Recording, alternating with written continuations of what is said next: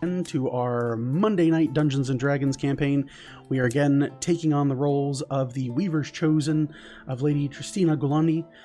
We are in the Second Wake campaign, which is a homebrew setting, a homebrew campaign, and a homebrew world setting that it was open source from Incarnate, which I have written horribleness that everyone will get to discover one day, because I am just retentive. Oh no. Oh, okay, good. Just refresh my camera. I was like, no, we lost somebody already. This is episode 5. We're up to 5. Five episodes of Dungeons and Dragons. We are on episode 5. Scary to say that again. And we are down 1 Morrigan. Again, life matters came in the way of things, but again, work's got to come first, family's got to come first, so she will not be joining us tonight. I believe she'll be back next weekend, knock on wood, hopefully. I don't know. The person she's filling in for at her job is out with the no 2020 thing, so we are hoping that that passes away, as it does. The disease, not the person. Let me be clear about that. I don't want anyone to die. Good wording. Yeah. I have the best words. I'm not going to get into the impression, but I have the best words. So, with that, episode 5, Second Wake. Last week, we were finally getting into the completion of the true request from the Lady Galanti herself. Her Weaver's Chosen had arrived in Grim Village. They had futzed around town a little bit in the morning, finding that the village itself is a very much small rural village with not much going on. To that end as well, the group took it to head out to Quas's questing and expeditions. They headed out to the trading post, met an individual who introduced themselves as Quas, as Trinton Quas, the right one, of course. The group, more or less going with the flow, I suppose, continued on their way until Orville conveniently reminded the group that they were supposed to meet some sort of half-elf, not a human man, which quickly prompted I don't want to call it a chase, a beatdown worthy of Office Space on this poor ghoulish man, this poor ghoulish robber who didn't get his day in court. Subsequently was beaten, buried, and they set out on their way. In doing so, and upon setting out on their way, they came across a rocky crag, kind of an outcropping of stone and mountainous area, of which they had heard echoes and other types of telltale signs of activity from up ahead. After a swift investigation, they found skeletal beings that were offloading. Say offloading. Offloading is a good word. Offloading a number of items from what you can assume to be the nearby trading post and ship. After pulling on this thread a little bit, they discovered a cave, worked their way through the cave, fought their way past some of the undead, or rather just walked past the undead for the most part, and arrived in a cavern with 3 hooded individuals and a large individual with a heavy-set great axe. After a exchanging of words and crimson diplomacy, we'll say that, the group dispatched their would-be attackers and would-be aggressors, and have now stood triumphant over this landmarked being, this creature that they had come across here, that I think I still have here, bears the face of an insectoid being, this kind of weird-looking alien physiology. But for whatever reason, this creature may or may not have been the root cause of all of the undead in the area, as well as the disappearance of Trinton Quas. And for that reason, we are now back in from where we last left off. We returned to the cavern underneath the ground surrounding Grim Village once again. Most of the party lays beaten, bruised, and bloodied. However, 2 individuals now are floating down the river just outside of Grim Village, being Bucky and Morgan. The pair of them having survived a rather precarious, treacherous, we'll say treacherous, a treacherous turn of events and tunnels that saw them deposited into the river bank itself, and they are now kind of floating down the river a little bit, ever so casually. We will pick up with the events inside of the cave, and for the group, you all have, for those of you that remain, JJ, Orville, Vel, and Colt, you find yourselves triumphant over this beaten and now kind of bested enemy. You stand alone in this cavern with the rushing, not so much rushing, but the trickling water, we'll say. It's not even trickling either. I need better grammar. I need better words. I need to buy more words. Flowing. There we go. Flowing's a good thing. So the flowing riverbank is kind of the only echo that's left in this cavern. You can hear the rattling from further into the cavern itself from above you. You assume them to be the skeletal creatures that were tasked with dumping various materials down into this kind of stagnating pool that slowly then bleeds out into the underground river. And that is where we were at. The four of you stand in this cavern. Your enemies slain and tremble before you.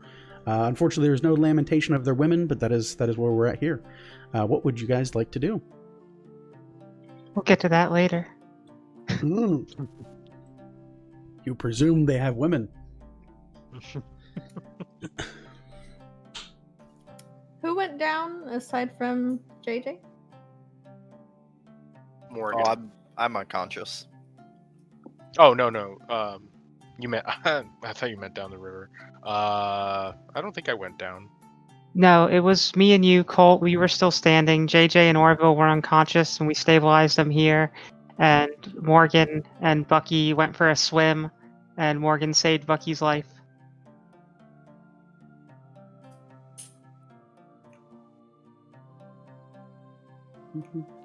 All right, well, JJ's gonna slap a big old healing word on both herself and Orville. Okay. When they wake up. Go ahead and... Oh, when you wake up, that is true. You're both unconscious. Yeah, is that an hour to regain the 1 hit point? Or... It is an unfortunate short rest until you regain consciousness or anything that can grant you a single hit point. Okay. The joys of it. The joys of 5th edition early D&D. So, we've got these two unconscious here. They're probably dead. What do we want to do? Well, I'm probably going to chop this thing's head off, I'm not going to lie. I kind of want to keep it as a souvenir. Trophy. I think. Should ask Orville if you can use his pillowcase. Well, he seems to be sleeping on it right now, so I don't think that's it'll be too much use. I suppose we should take a rest here. Do we want to go see if Morgan and Bucky are remotely alive? I mean, they went down that river. I don't... We have no idea how the caverns in here go. They must have an outlet if they didn't get crashed against rocks somewhere. Yeah. It's flowing water. It's going somewhere. That's true. I mean, never mind. I'm not going to get into a long story about my experiences with rivers. But, yeah. Maybe,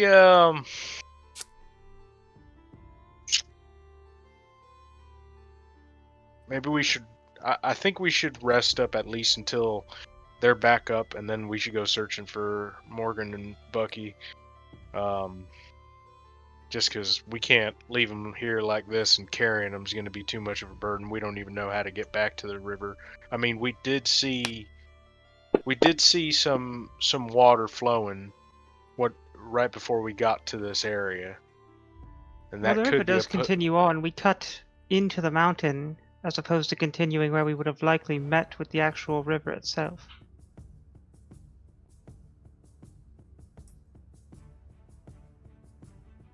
Because the path we were on continued, right? Like we... Yeah, the actual path out into the lands led further until the actual bend in the river. So I think if I put on Fantasy Grounds, you can't see my pointer on Fantasy Grounds. So yeah, bummer. We knew we were headed to what would have been a dock, but then we cut off. So we know Yep. that we should reach a dock at the end of that road. At the end of the road, you presume rather, that there is both a dock and a ferry.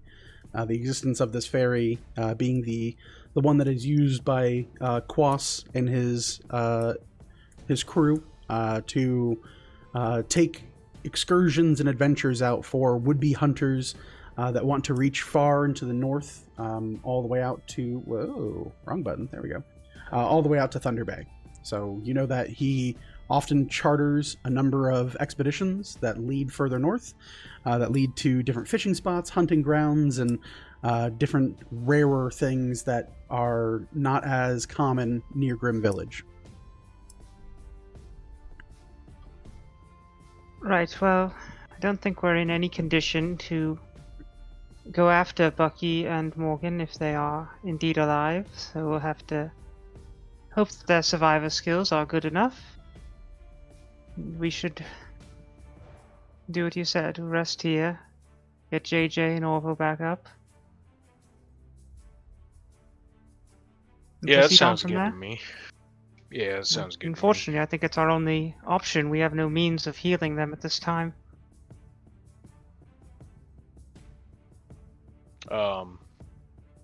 Should we see if this bug dude has anything on him? Give me about 10 minutes, I can check to see if anything's magical in here. And we can inspect his body after that. Alright. Is it going to start ritual casting Detect Magic? Yeah. Okay. You ritual cast Detect Magic, looking over the creatures. You detect 5 things as magical. What are these things? Hold on. I need to Okay. make sure I have the right term. Hold on. Alright. Okay, so these 5 things that you come across as magical. The screen is way too bright, but that's okay. It washes me out. Makes me look like I'm ethereal. So the 5 things you note as magical. You see the large great axe that was being wielded by this insectoid-faced creature. Has a magical property of enchantment upon it and a faint aura of necromancy. You note that the creature is wearing a bracelet, and the bracelet radiates with a bit of necromancy itself. And on the belt pouch of one of the hooded individuals, you find a jar. And inside the jar are 3 withering-looking maggots. And each of the 3 maggots radiate a aura of evocation. I'll convey all of that to Colt, and then follow up by saying, unfortunately, I do not have the Identify spell at this time. Didn't think I'd have the funds to buy a pearl for it, so I can't exactly tell you what these things do. And in fairness, all the adventures you do up until now are mostly getting the groceries and cleaning things. That's or why I didn't assume fetching- I'd have money. yeah. That's why I didn't take Identify. I was like, I'm not going to have the money to do this shit. Years of having a noble elf at her disposal, and Galanti is like, I don't know, go pick up the corned beef for dinner, thanks.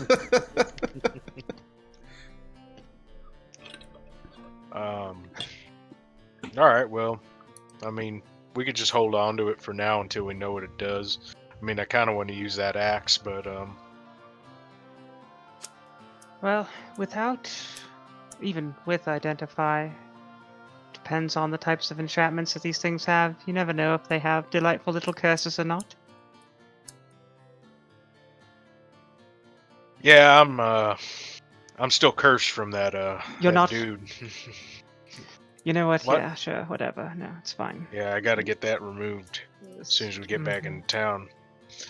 So, Gotta find a cleric. Let's just finish this rest up, get these 2 back up and running, see if our compatriots are alive. Alright. alright. So, with that, you guys post up. Assumedly, the pair of you staying on alert, but overall taking in time for JJ and Orville to catch their breath or otherwise recover naturally.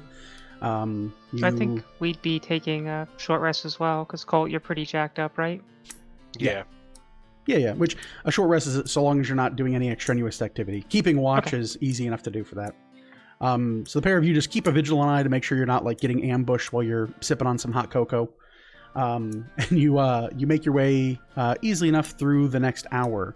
So everyone, including Bucky, which we will get to in a second, you all can roll your hit dice up to, I think you're level 3 now, right? No, yes, level 3. So up to the 3 you have total, you can heal the amount rolled, and each dice benefits from a plus from your Constitution modifier. Unfortunately, your bard is concussed, otherwise you'd have a Song of Rest. But you guys can roll up to all 3 of them, or stop whenever you feel privileged enough to be awake and happy with what your result is, and you go from there. I'll just recover a few spell slots. Oh, yeah, it's true. Also, wizards get that crap. All the magic. All the magic. It runs out fast. It really does. It's like one magic missile, and if something doesn't die to it, you're like, well, crap. I don't regret any of the spells that I cast last time. It's true.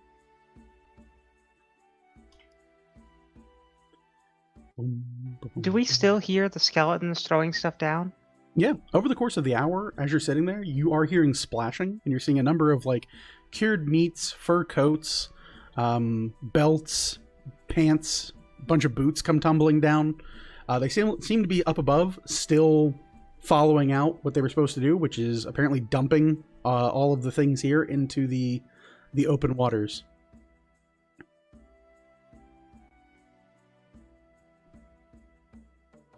Bucky, let me know when you're ready.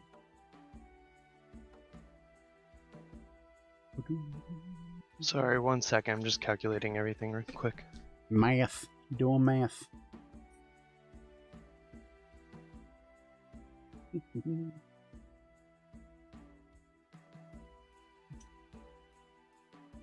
All right, I'm good. All Ready right. to go. Chewing gum. That's how we're going to do it. So, Bucky, time passes for you like an instant. You recall the events leading up to the cavern fight, your last few fleeting moments of consciousness being that of a helmeted figure rushing forward to you with an axe over their head, forming out of the mist itself and bringing it crescendoing upon your body and more or less bleeding you out a bit. As you awake, you come to slowly, your eyes flickering and beginning to finally come into consciousness. As you view the world around you, you find yourself against the shore of the riverbank. You can see Morgan, and she is perched rather, about 10 or so feet away from you, seeming to wring out her cloak and her outfit, dumping out the water that is now clogged into her boots. And you finally come awake, and she looks over in your direction, and you hear, "Oh, good, you're awake. I thought you were dead. If you hadn't woken up, I probably would have left you here for the birds." So good to see you, Can't Bucky. blame you. Thank you. Appreciate it. Of course. And she looks around, and as you kind of take in your surroundings, you can see just across the other side of the river, not rather across, but further down from your current position, further to your what would that be? Let's look at the map. So a little bit further to your northern direction, a little bit north of you, on the same side, you see a rather large ferried ship. And Morgan points it out to you, and she goes, "I'm assuming this is the ferry or boat that they were speaking of for Quas. I looked over while you were unconscious, and there's a number of bleached bones that currently run the length of it. I'm not sure if they're not moving, but they're definitely standing, which for creatures like that, I'm not sure what I don't know what the normal thing is for these things, but the ones in the cave were kind of pushovers, but I didn't want to press my luck, so I don't know." Yes, we should be careful and try to reconvene with the group. Easy enough. Can you stand? I think so, Bucky gets up and kind of brushes himself off, and then immediately casts False Life on himself. Okay. You again feel these kind of like ethereal spirits coincide with your own life force and bolster your energy. In doing so, you definitely feel a lot better. You do have that the not sticky steps, but definitely that wet squelching feeling. As you stand and rise up, your outfit is completely drenched, almost like you've been underwater for quite a bit. But easy is as easy does. The pair of you take note and take precautions to move swiftly but silently away from the shoreline and attempt to locate the path back. Normally I'd ask for a roll here or something like that, but Morgan's not here, so we just assume she does it off camera. She finds the path, and you guys start heading back eastern towards the path that would eventually lead through here until you come into the rocky outcropping. And so back to what? Go ahead. Bucky's gonna cast Shape Water on himself to like wring out all the water and dump it off to the side. All right. Morgan will look at you and go, "Is that a spell or just something you can do?" It's just something I can do. Could you dry my hair? It's really pissing me off.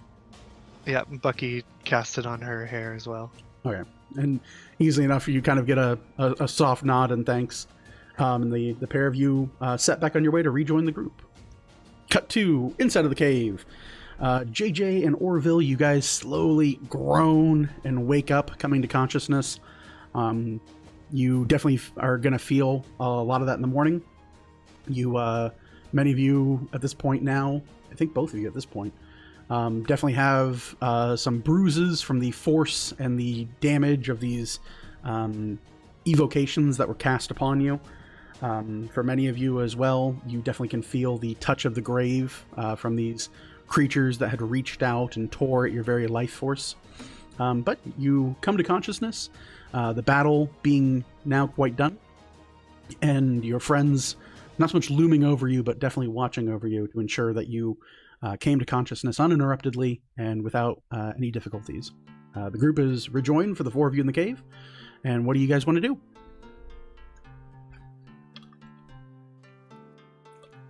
That was one hell of a hit. Did we win? Well, I'm not made of bone. There's still some flesh here. I'd say we're doing all right for ourselves. Yes, we won. Oh, wow. Hi there.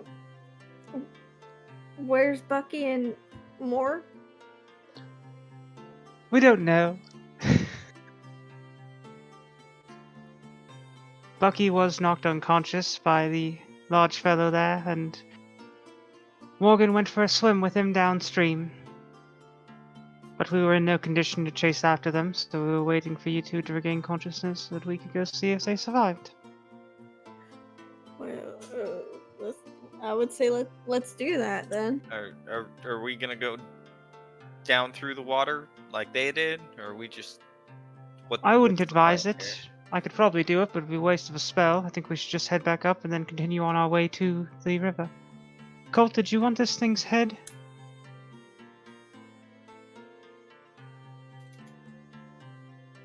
Muted. Colt, you're muted.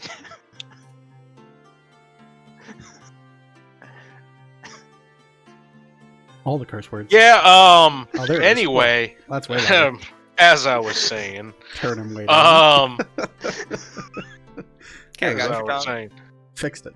can I examine this thing? I don't know if I know anything about it to see if there's any use for it, like for creature crafting or anything like that, based on what I might possibly know. Are you trained in nature? Nah, dog. Is I'm anyone in the trained cave trained in survival. nature? We already went over this. No one's trained in I nature. know. It's my favorite question. On Fridays, it's great. The other game I run, no one's trained in insight.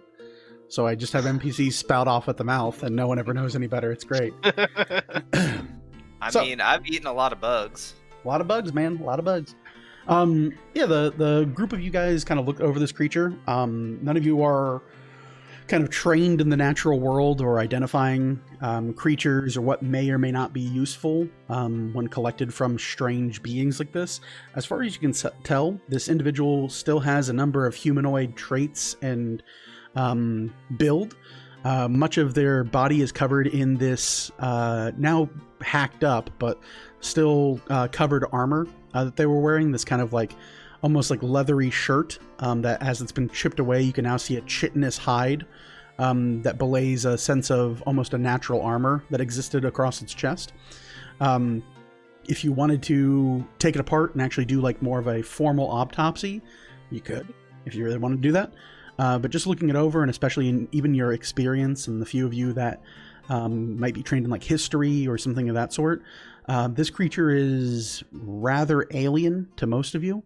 It's not anything you all would have likely encountered in your collective experiences and history. Even more so, while many books would tell you of various races or mention various communities or beings that might be of exotic races or things of that sort, it is actually unlikely that many scholars would have written about this specific creature or this race of creatures at this point.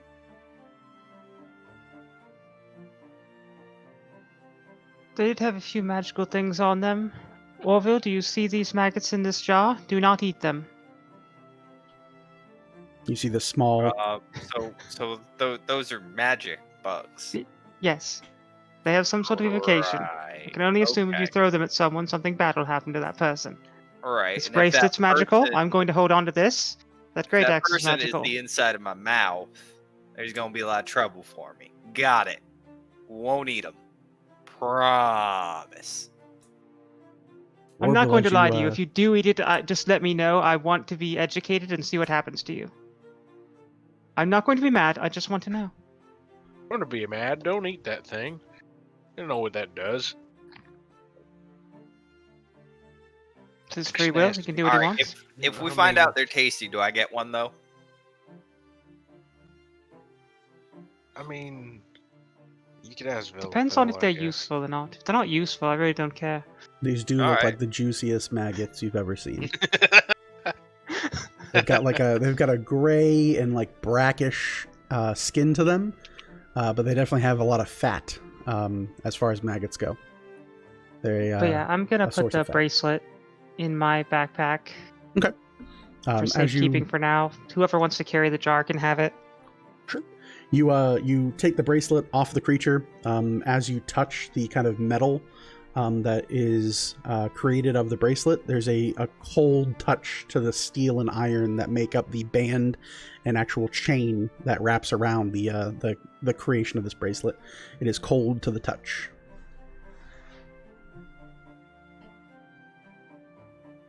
I'm gonna go ahead and grab the axe and I'll just like shove it in my backpack thing or whatever. You slide it behind your backpack and your body.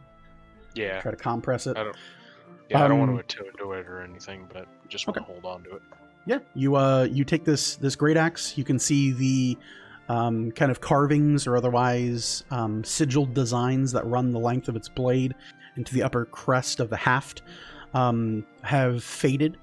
Even in the dark, with many of you using dark vision, there was a faint, almost ethereal or shadowy glow that emanated from this axe when it was swung. When many of you saw Bucky nearly cleaved in twine, you did note that there was a faint glow that emanated from the edge of this great axe. All right. So, what do you guys want to do?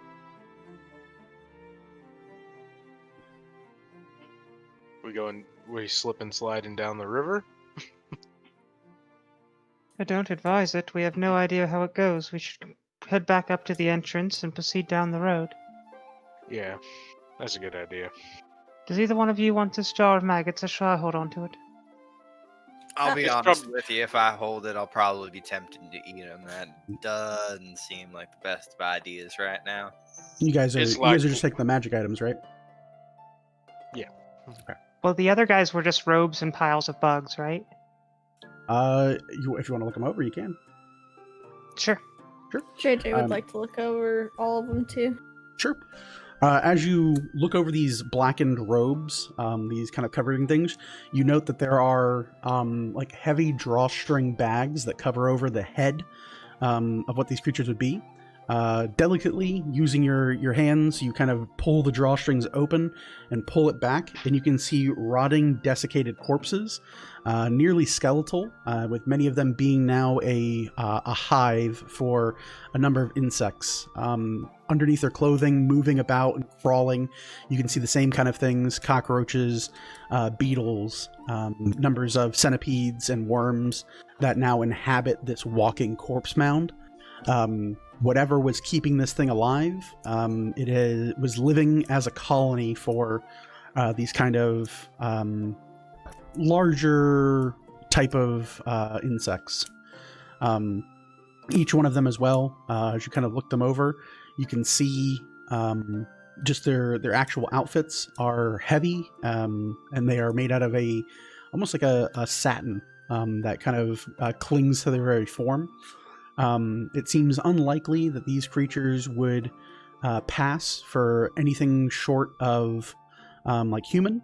At a distance, they might be able to pull it off, but up close, as you're kind of looking it over, the lumpiness that exists and protrudes from their darkened clothing, in broad daylight, these things would look like withering, like wiggling masses of what would be a person.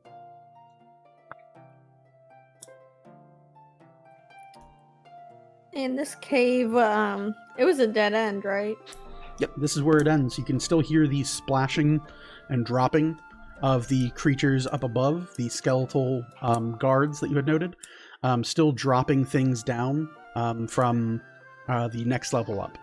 This seems to be the pool that is the back end of the cavern where your aggressors, your antagonist, was standing.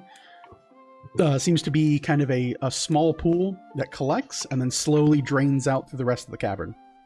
But as you're just standing there investigating, coming to, you can hear the splishing and splooshing sounds of various items tumbling from on high and falling into the pool, the kind of stagnant pool below. While we're here, could I have a look-see around like the bottom of that pool where everything's kind of collecting before it washes out? Sure. Go ahead and give me an investigation check.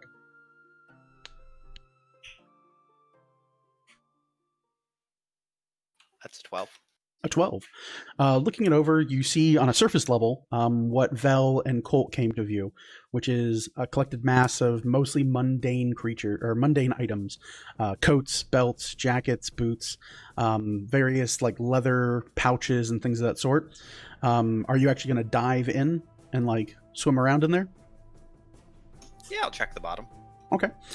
So you go in, you sink down some several feet.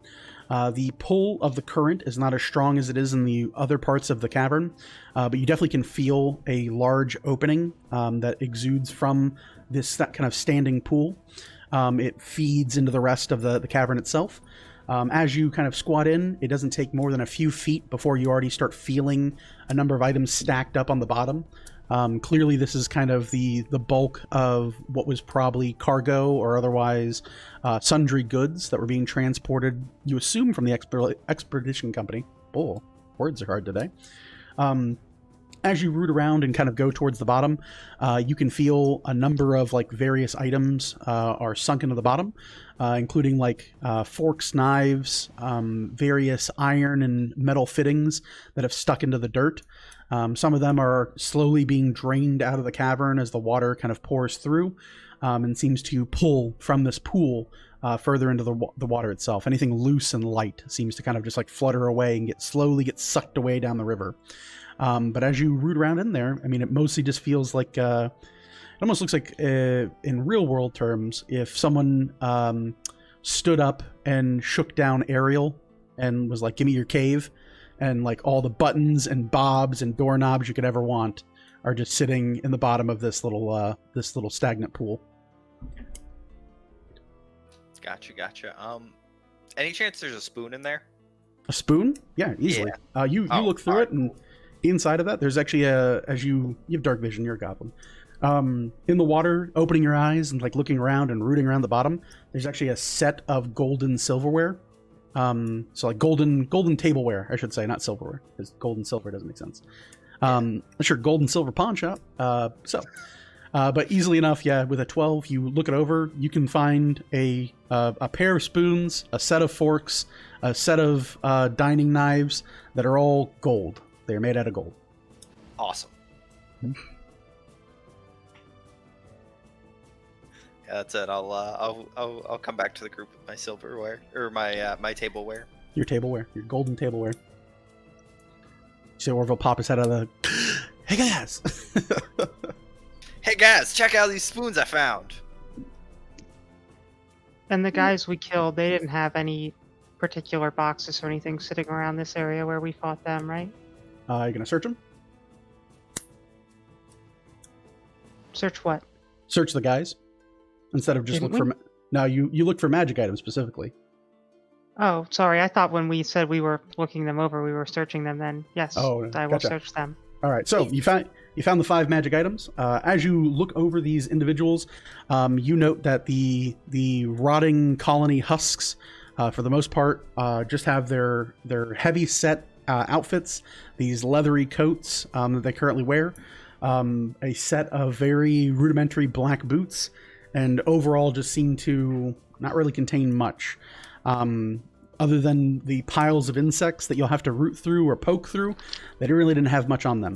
However, the larger individual that bore the axe to you, as you look him over, you can again see this kind of now cut up and beaten leather shirt that you guys had cut down and slain him.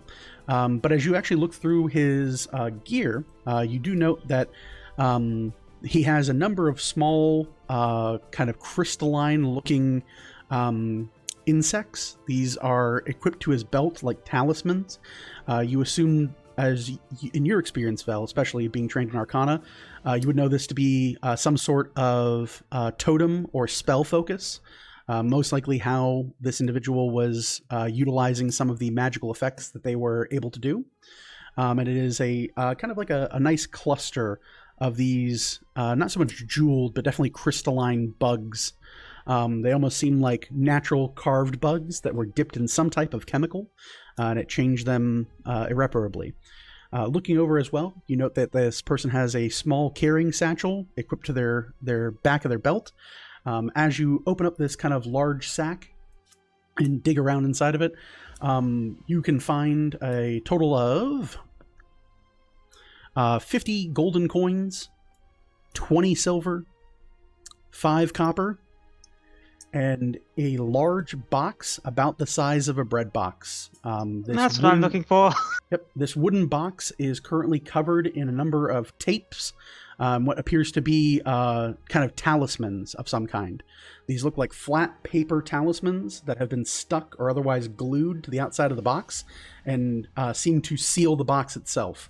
It is written in a very ancient and old script, and many of the talismans are faded, seeming that their ink has either washed away through time or, for one reason or another, have begun to weaken. Okay, I will take the crystalline insect. Okay. Go ahead And I will toss his bag of gold over to whoever wants it, and I will hold up the package and say, I believe this is Our Lady's package.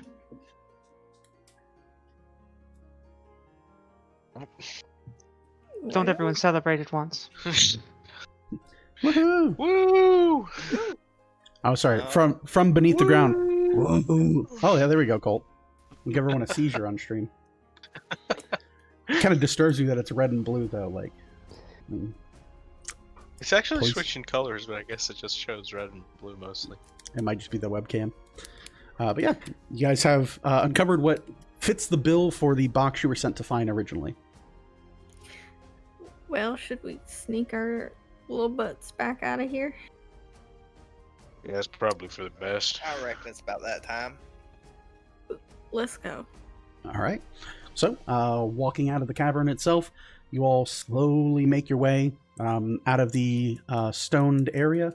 You head back to the first floor and make your way sneakily for the most part, past the skeletal guards that pay you no mind as they continue to rummage through the various boxes, crates, and merchandise, and continue to drop it into the river down below. Upon exiting the cavern, and having spent time searching, swimming, digging, rooting around, you come into view of Bucky and Moore. She signals to you guys from the bushes that they're currently staked out in, afraid that there might be reinforcements of some kind, and you guys are reunited from outside the cave. What happened? That's Bucky asking. Well, I took a big old nap. Last thing I saw, I woke up in the river. Yeah, there's a big old bug man with big old axe, and he kind of took it out on you. Glad to see you survived. Yeah, I definitely have a headache now, though. Yeah, that sounds about right. Well, glad to see y'all are alive at the very least. Do y'all think we should head back to the village and maybe get some horses so we can get home faster, or maybe sleep the night there and head back in the morning? What about Mr. Quass? Morgan will pipe in. She goes, not to be the bearer of bad news, but we did find the ferry, and it's covered in a bunch of bony dudes.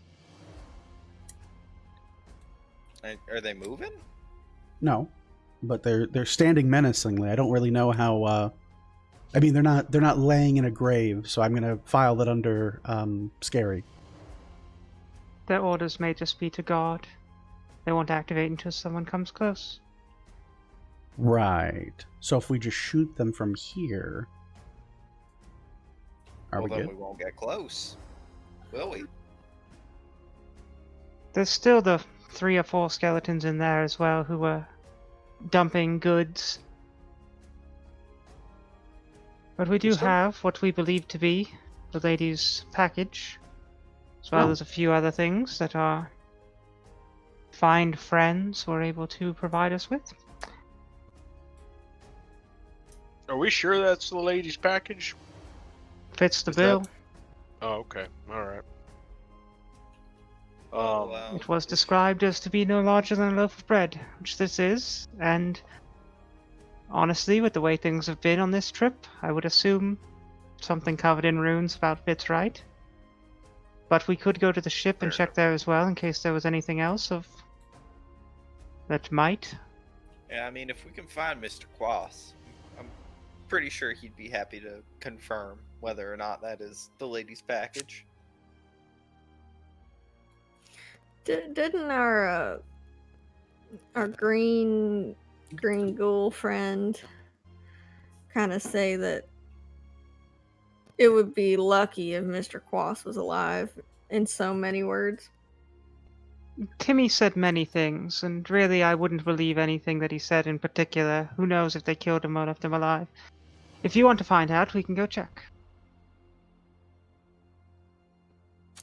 I'd like to find out.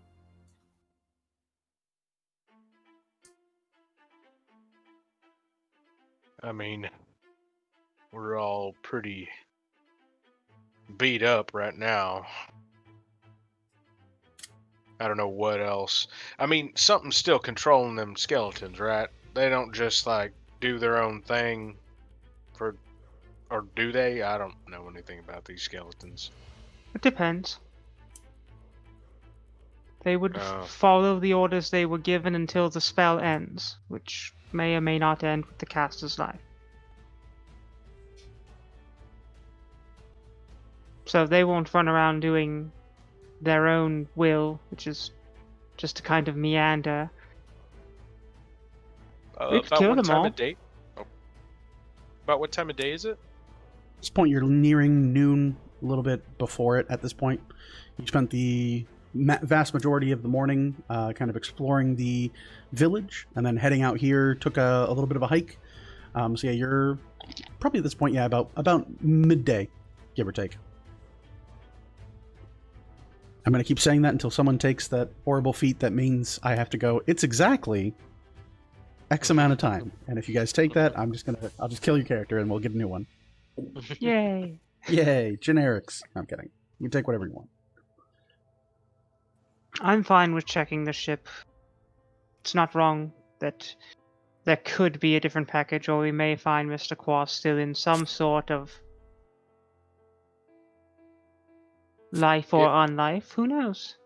Yeah, I suppose it is worth a look. Is anyone in a condition where they would require any extra healing? I'm not Good. full, but I'm good. Personally, don't think that we should waste any of JJ's skills until they're absolutely necessary. I agree. Nah, Well, if y'all want to Okay, take go. one more rest, I can try and calm us down and all that before we go, but it's up to y'all. I think we can hold our own against some bony mans, especially if we stick to Morgan's plan of just shooting them from a ways away. Alrighty. Yeah, let's go for it. All right. So, you guys collect yourselves up, and you guys are heading towards the ship. Mhm. Mhm. All right. So, you make way towards the ship, following the path that Moore and Bucky had already kind of mapped out or proceeded from. Continuing along your way for a couple of minutes, so a little under about 15 to 20 minutes or so. At a good pace rather than just walking and sneaking the whole time now that the group's reunited. Let's go ahead and reset this real quick. Hold on. Please wait while the stream refreshes. Boop boop. Oh, why is it going to do this to me?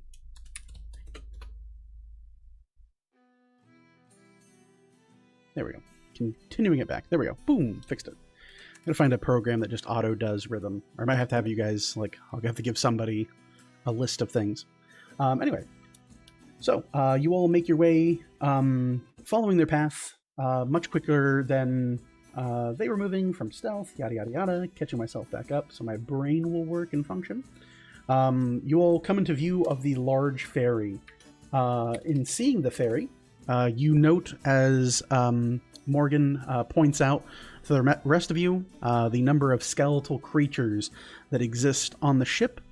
In total, there looks to be about 10 skeletal creatures that their bones are bleached white in the sun. They have scraps of metal armor that kind of seems like collections of broken pieces of equipment that have been not so casually grafted or otherwise nailed to their bones. And they currently stand on the deck overlooking it with their hollowed out eye sockets. From what you can see past that, the size of the ferry seems to fit quite a bit. You could probably handle and carry quite a bit of cargo.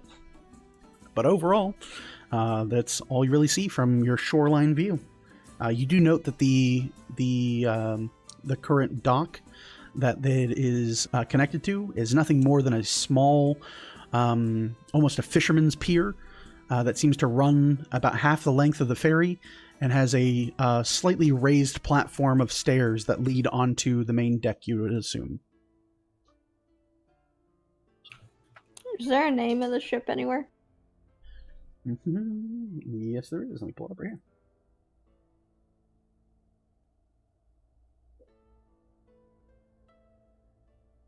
You'd think I would memorize such things, but I didn't. Mm-hmm.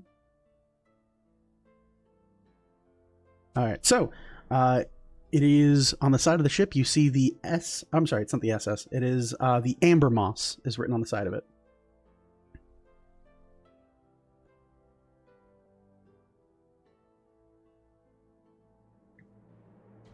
Well, should we start picking these skeletons off from afar?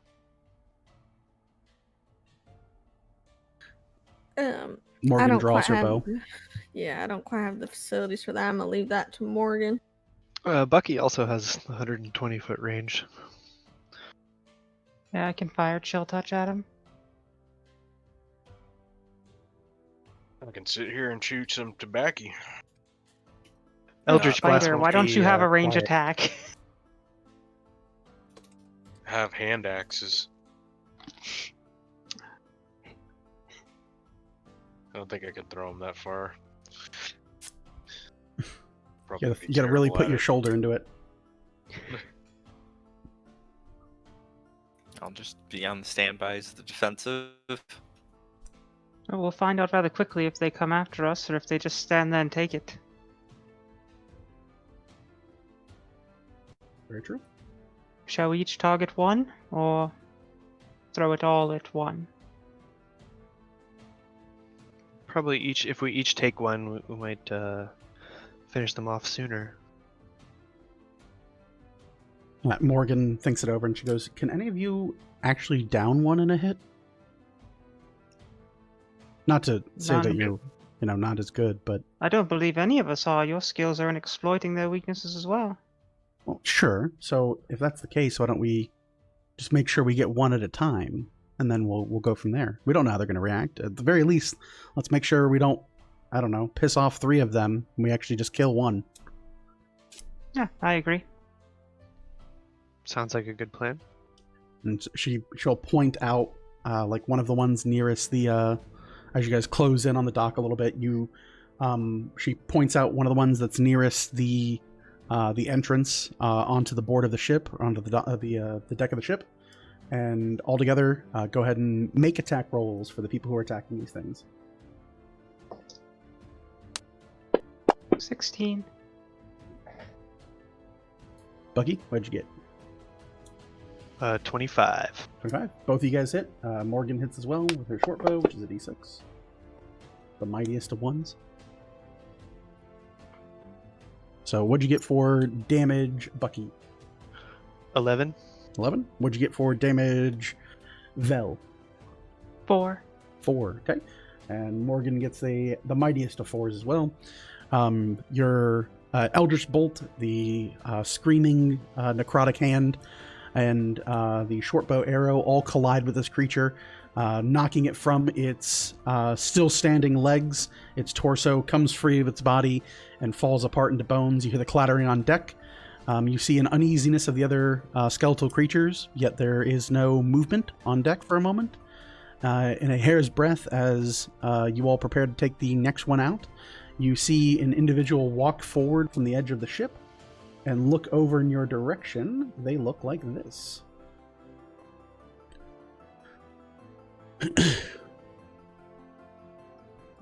Walking from the edge of the ship, you see Morgan pull her bow and aim it at this individual just out of precaution.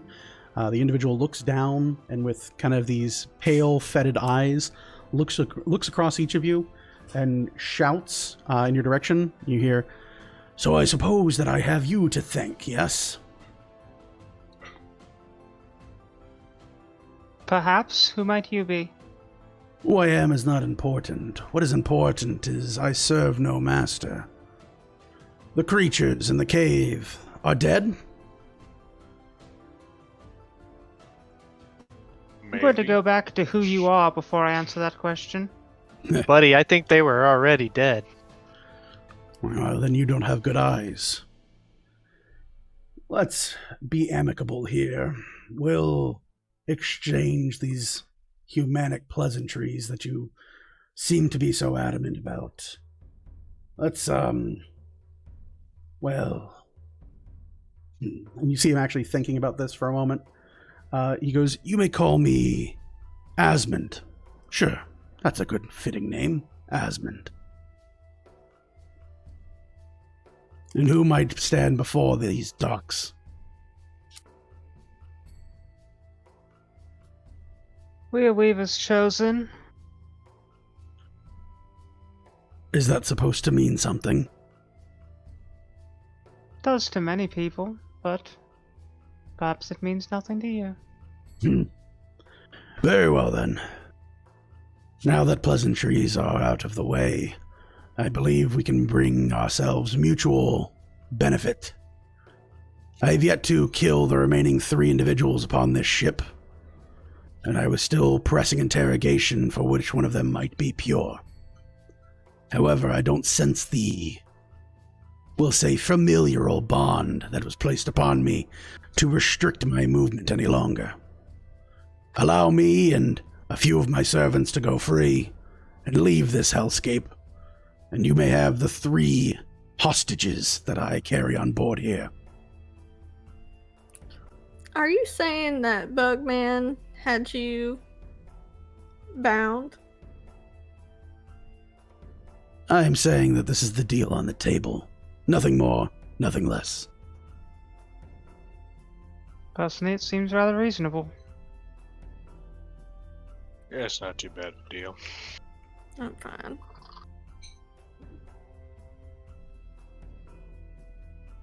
All right, we'll take your Could deal. you provide us any other information about the creature that had you under its spell? Perhaps, but it would be something that would be in my interest. Depends on what you're looking for. At this point, a clean break and release from that hellscape they dug me out of. Reasonable. Now, when you say they dug you out, does that mean you was like 6 feet under? I believe that's the term for dug me out, wouldn't you say? I just wanted to be clear, sir. Of course.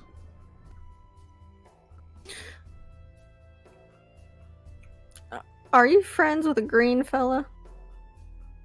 I don't think I'm friends with anyone here, to tell the truth. There was an individual who was a bit precocious, to say the least. Rambunctious, in a sense, who I served alongside for a time. But I have no friends that I count among these people. Or beings, rather. Well,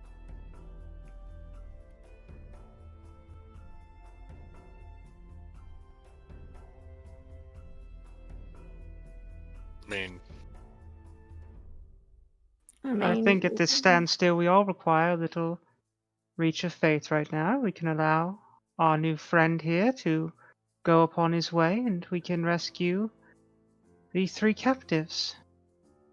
That sounds good and dandy. I'd like to see that he doesn't make no trouble over at Grim Village, but I highly doubt he'll be heading there. You see the individual kind of look you all over. He goes, "So we have an accord, I take it." Sure. yeah. I think sounds good. fine. Very good, then. And you see him kind of raise his kind of pale, almost paper-like skinned hand up, and you can see a number of the skeletons kind of twist and move slightly. And he gives motion and begins to walk. They file in a phalanx around him, and slowly he marches down towards the dock and closer to you. He shouts out, "The individuals on board are in the captain's quarters, bound, gag. And yours for the saving, I suppose. You mentioned a village. Is that the one that we heard tale of to the east?" Yes. Very good, then. How is the north? Are there other settlements that way? Not for some distance, and it would be even further to the east. You'll hit Very- a large section of water before you hit any other settlements. The coast to be a welcome friend at this point. Very good. Weavers chosen. May you be on your way, and I will be on mine, and we will speak nothing further of this. Be good. And he starts With the to head provided northward. direction, is there any other information you can give us about the creature that was dominating you? Yes, it has a way with words from those who have rot in their minds. Should you find yourself at the unfortunate end of your life's journey, resist their cruel whispers, lest you find yourself much like myself and the other individual you dispatched. More than likely, they have a way about them, a chittering, a whisper, a voice. It's just ever so compelling. Well, Mr. Asmund, I wish you well on your journey. My name is Velathur Dowenvey. I I'm a practitioner of necromancy myself, and if you ever find yourself in need of someone like myself, let me know. You individuals who pervert and tempt the dead to your own whims are what got me in this mess to begin with. The rest of you 5, keep your eyes on this one. Slavery is her M.O., apparently. Be well, Velethil Downvey. May we never meet each other, ever again. He'll start making his way northward. Bucky's gonna kind Try and of chase be nice after to him. someone. You chase and after, he's you see gonna- one of the skeletons, like, seize up and turn in your direction with its clawed hand. And it's like, He's just like, wait, I need to ask you something. Do these creatures, do they have a name? these creatures have a name. Most likely. What's it to you? I'd like to know. And I would like a fat sack of coin to begin my new life. Bucky flips him like a handful of gold. All right. How much is a handful to you? Like 5. 5 gold? Okay. Roll persuasion.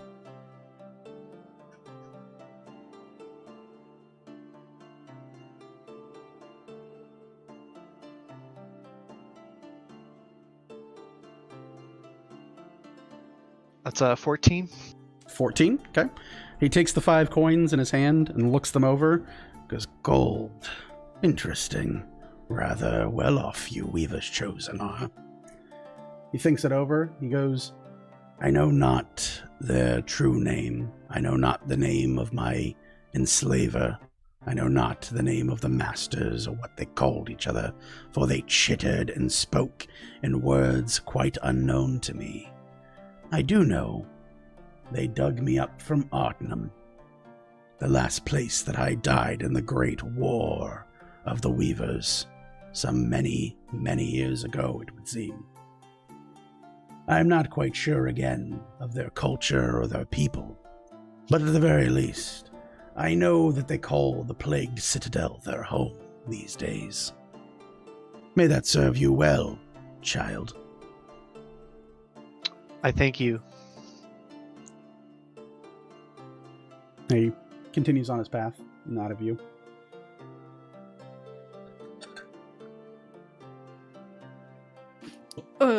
Well, should we get up there, Orville, and see if our buds are up there? Yeah. Yep. So I'm gonna make my way onto the ship.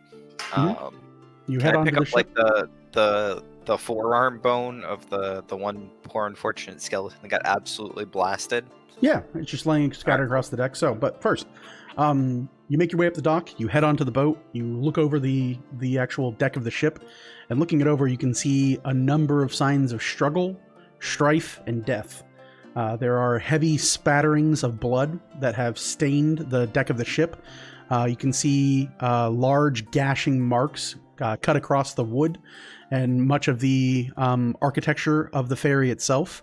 The deck of the ship is washed recently. You assume either from rain or some type of water being spilled over it. But there are a number of signs indicating a heavy struggle and fight. There is a smell of rot that comes from the deck, and you can see an individual that has been eviscerated, and much of their body has been consumed or otherwise torn asunder, that sits just against the main kind of, it's not so much a sail, but it is the main kind of like sailing rig that sits in the center of the ship.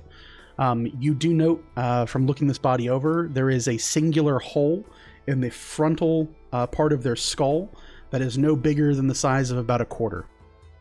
And it seems like a puncture straight through the front of their head.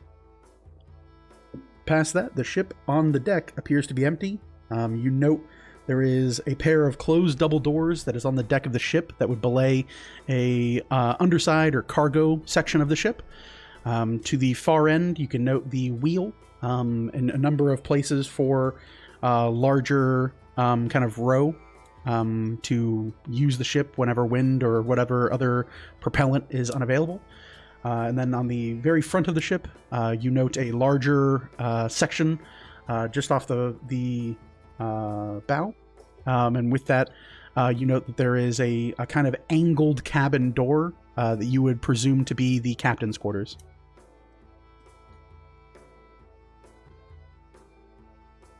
Alrighty, I'll point out the body to everybody else. Val, you might want to take a good look at that one. I'm gonna go try and untie these people. JJ's gonna back up Orville. Okay. Did you tell me to go take Bucky a will look at go too. something? What are the rest of you doing? Yeah, the dead body. Oh, sure. I'll go take a look at it. All right. So JJ and Orville, you head to the captain's quarters. Vel, you move up to the dead body on deck. Bucky and Colt, what do you guys want to be doing? Bucky will go with JJ and Orville. Okay. And Colt? I'll just stick with Velithil. All right. Morgan will stand at the edge of the docks and keep a lookout and a watch in case anyone would try to ambush or come up and behind you. We'll do the one that's easy first. Vel, looking over the corpse, you can see this desiccated corpse. It has been torn, ripped, shredded in parts. You can see parts of its flesh have been pulled off of the bone and rather open. It looks like much of its gastrointestinal tract has been used as the bulk of the food for either these creatures or their undead servants. What do you want to try to uncover or learn about the body? I'll just give it a once-over and see if I could identify if it happened to be a half-elf, if this might have been our contact. Okay. While much of the body is kind of in states of decay, the easiest test of all is checking the ears. While you know one of the half-elves in Grim Village doesn't have pointed ears, he has a number of other half-elven features. You look over this one, and it very clearly has rounded and kind of pinched ears in parts. Even though its left ear is partly chewn off, you can tell beyond a reasonable doubt that this is most likely a human. Colt, anything you want to be doing? Are you moving again? Oh, there you go. No. I don't know. This is kind of out of my wheelhouse.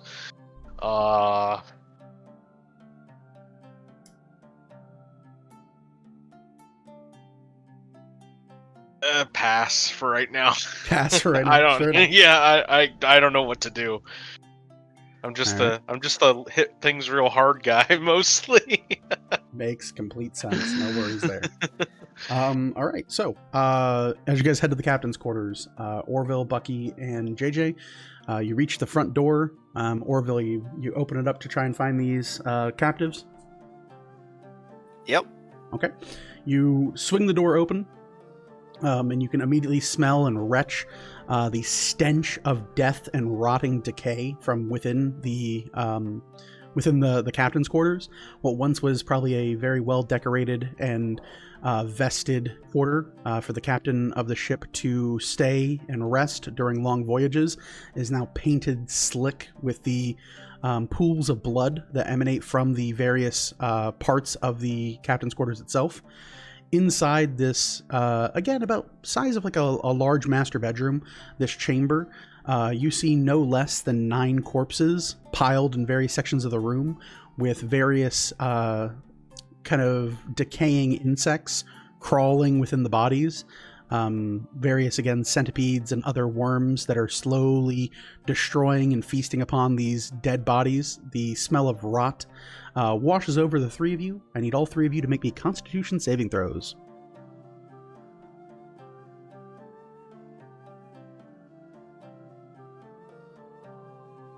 Uh, 15 here.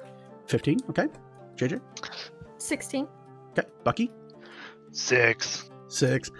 So JJ and Orville, the stench of death washes over you. This rotting smell kind of just churns your stomach a little bit, but past that, you move on with your day. However, you hear from behind you the splattering on deck of Bucky tossing what was partially left in his stomach.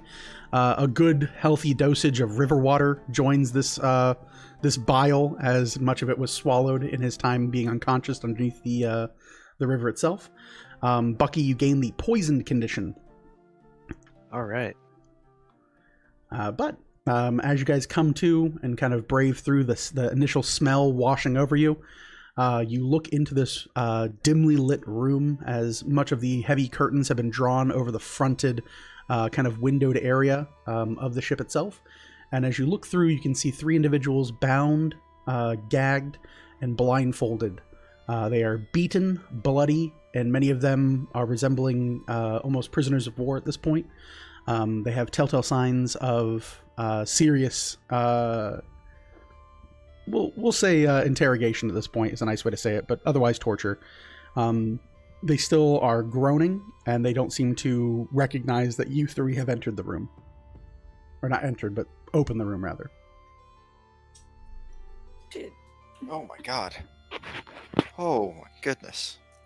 Um, Oh wow. Bucky's gonna cast Druidcraft to make it smell like roses around them. Okay. Go ahead and give me another Constitution saving throw after doing that. All of us, or just No, Bucky? just Bucky. Bucky's the only one who's still poisoned. Okay. A 9. 9. Bucky makes the area smell like roses. It smells delightful. Bucky had forgotten he is actually very allergic to pollen, and he just starts sneezing at this point. Still sick. Now he's poisoned, and he's got a head cold. It's the worst thing that could possibly happen to this satyr today. Already drowned. He drowned. Now he's sneezing up a storm. He's coughing and like retching from the smell. It's like he's sprayed a can of Febreze in a room that just smells vile, and he's like, that'll fix it. It's like, nah, man. I guess I'm gonna go about announcing that, that they'll be all right, and attempt to start taking off blindfolds. Okay. You announce that they're going to be all right. A few of them kind of shift uneasily. One of them mutters in a language. Do either of the 3 of you speak Elvish? Yes. Okay. You see a rather tanned individual mutter in Elvish and goes, "This must be another trick." In hearing this, and you approach, you easily pull their blindfolds off. They're bound and gagged, so they can't actually argue or move anything. Upon seeing a goblin, 2 of the other individuals that weren't speaking kind of like open their eyes wide aghast in horror and go as they're still bound and gagged. Now. Come now, I'm a goblin. I'm not a skeleton.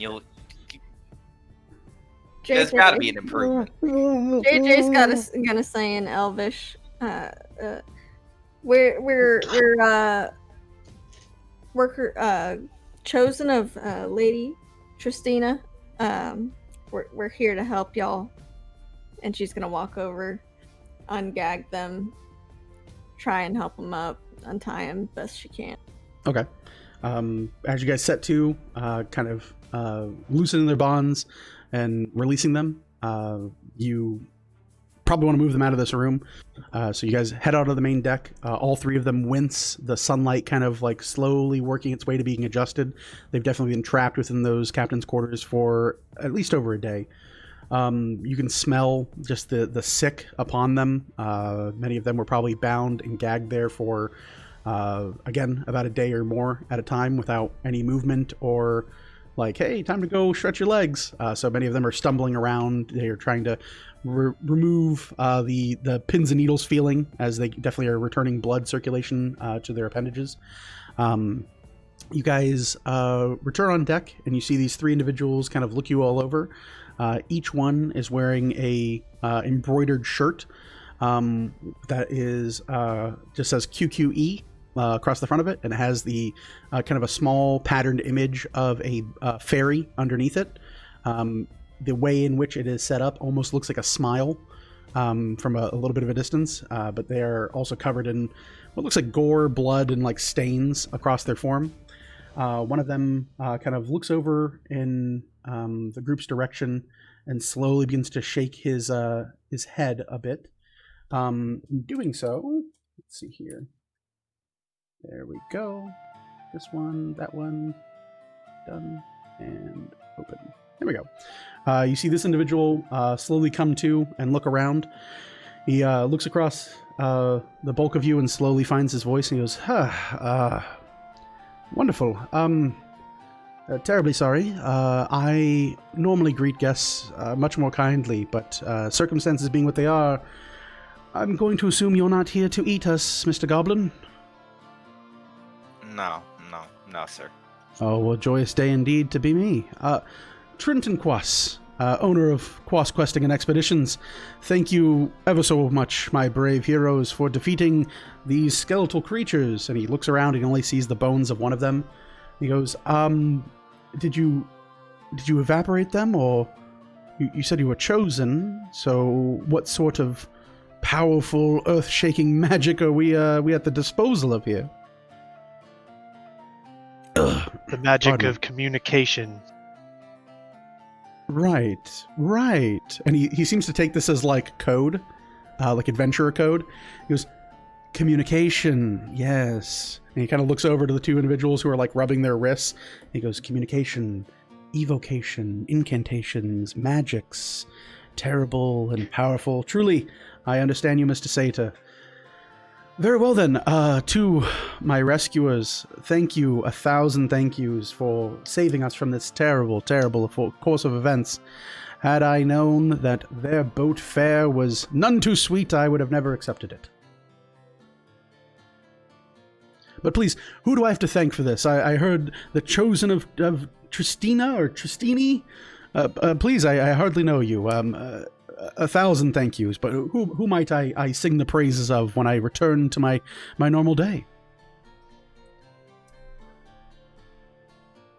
I believe the lady had business with you, but her name is Tristina Gulanti. Gulanti! Oh, yes, quite well of that. She had a small package, a rather curious item. One that has been at the forefront of my mind for a few days now at this point. Unfortunately, I do not have the package you'd be seeking. Darn thing. I think Vel has it. Oh. Vel, you got that package? Looks around. Is that I it? turn away from the corpse and just pull it out of my pack and look over curiously. Oh, goodness, look at you. You've already recovered it and in record time. Yep, that would be the one, already paid for. It hasn't been processed yet on the ledger, but I'm learning that was a good thing at this point. So, there you have it. Circumstances being what they are, I will not be asking for a tip at this time for the miraculous delivery of said item. So we'll just call that a bit of squaresies. The item arrived safely in your hands, and all's well that ends well. Another, hopefully, raving review from a very noble woman. Squaresies, we also saved all the other packages that these bastards stole from you. Oh, did you? And where are they? I would love to get them back on record. Describe that as saved them. Several of them are in one piece still near your facility. Most of them are in the river. Oh. However, they did trash your workshop in the back, and I did put it back together for you. Well, that's good news. Thank you ever so much. They were... The bulk of your register is likely still laying in the field back near your shop as well. I have packages in the river and in the field. Okay. Right then. Well, my workforce has been disposed of for the most part, but I have two wondrous, and he slaps the shoulder of one of the men beside him, two wondrous new captains of Enterprise that will be very excited for the promotion and raises that are in their future and bonuses once we are back in the green from this horrible nightmare of an endeavor.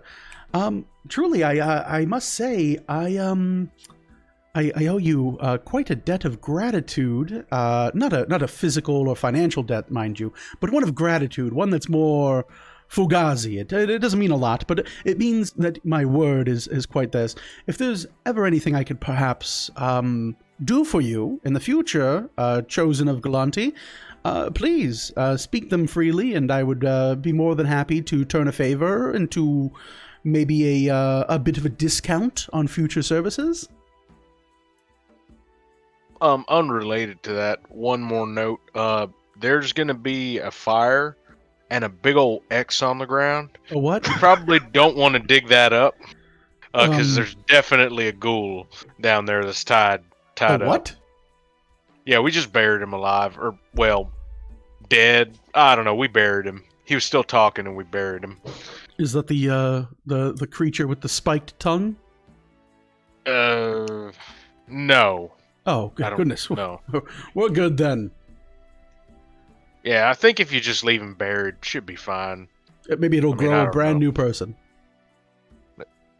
I don't know if it works like that. I'm pretty sure. Yeah. I know. I have a friend who's a druid. I know these things. Oh, okay. All right. Don't kill him though, because he cursed me, and I don't know if he's got to be alive. Oh, he can curse people. For the. Yes. No. Oh, that's tremendous. Tremendous. Yes, I will make sure we cement over that. Heavy stone pavers the whole way. Well, make it somewhat accessible in case I need to retrieve him to remove this curse on me. I still don't know what this curse does. I think I don't know. I think there was something terrible. I don't remember. I'll tell you what. I'll do you one better, Red. I won't even go near that area. I'm just we're gonna redo the roads. We'll do the whole thing. I mean, I wasn't married to that trading post anyway. We can always set up shop further downriver. I think there's probably a small little village or something we could go with. I mean, if I want to avoid that area here, we'll figure it out. We'll finance it and figure out a new way to just avoid that whole area. All right, fair enough. Fair enough indeed. Truly, Chosen, unless I could perhaps patron you for maybe help in the cleanup efforts for this entire mess. I do say thank you again for all of your help. My men definitely and I needed it more than I care to admit. But thank you, truly, from the bottoms and depths of my heart. Thank you. Yes, of course. I think the only thing we're really in need of at this point is some horses so that we can get on our way back to Our Lady. Seems Horses? the world has left us rather busy as of late. It would seem so.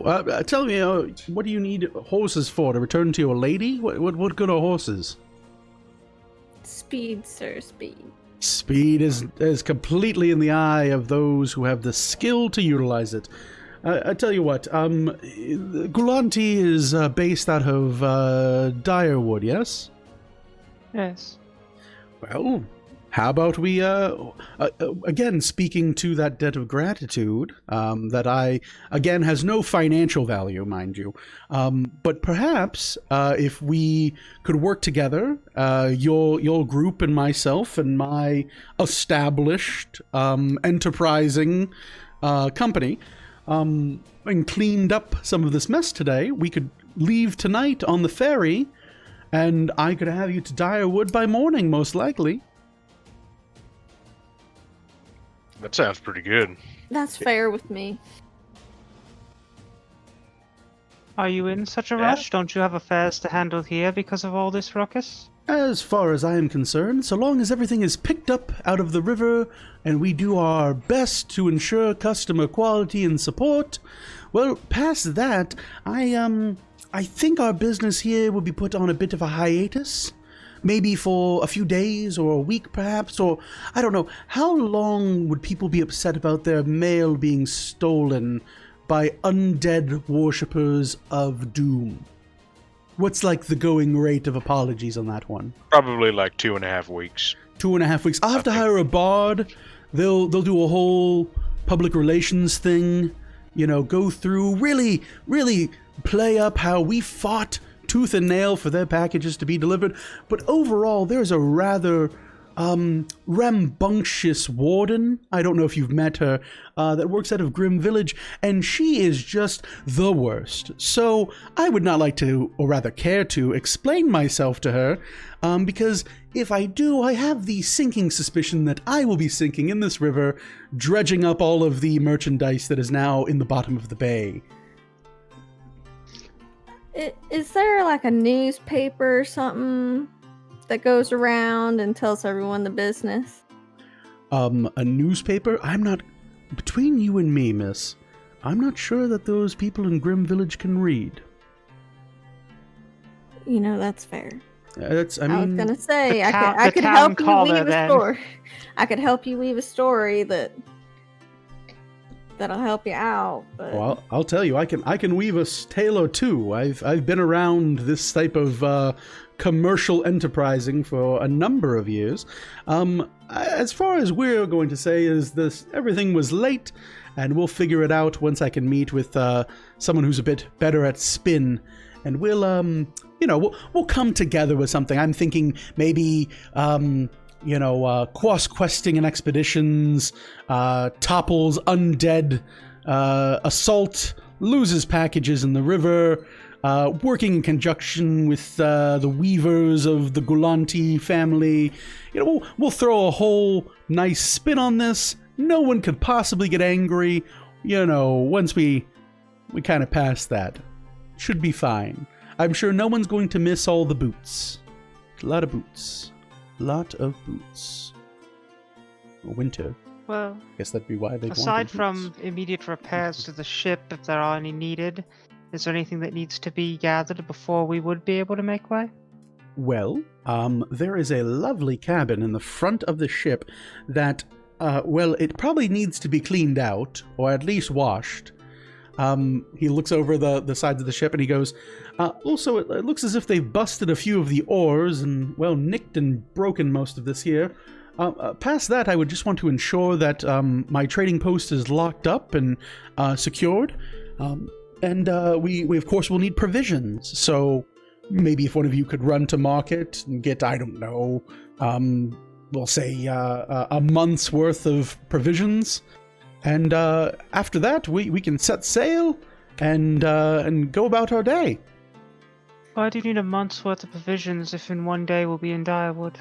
You know what? That is, nothing gets by you, miss. Maybe we just need, I don't know, some snacks or something for the road.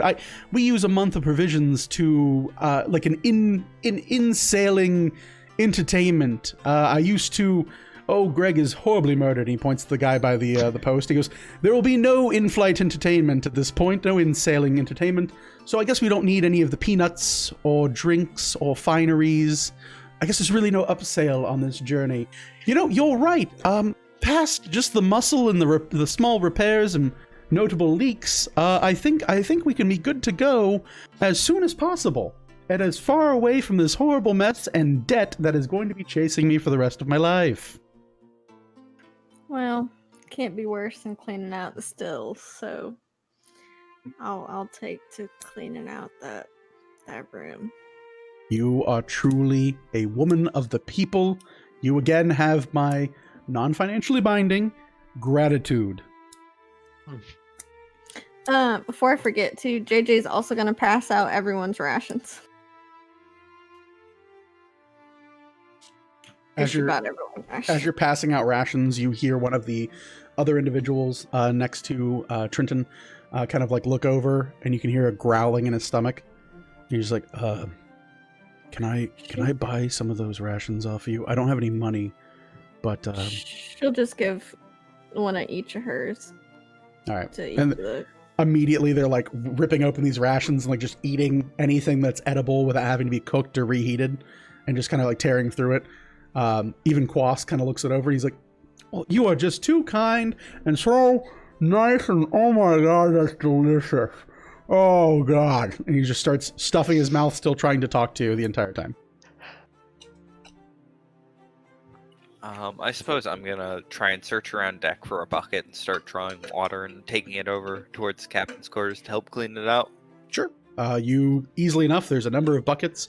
From what your assumption is, he kept most likely no less than about 20 crew on this ship to operate it and kind of maneuver it together. While there is significantly less crew now, there's still all of their equipment and gear for the most part that's on here. It looks that the captors and the individuals that were possessed of taking over the ship were primarily concerned with the the cargo itself and looking for, being that you found your box in their possession, most likely that's what their goal was. JJ's gonna take any coin pouches off of the dead bodies as they need them. Fair enough. JJ, go ahead and roll a D10.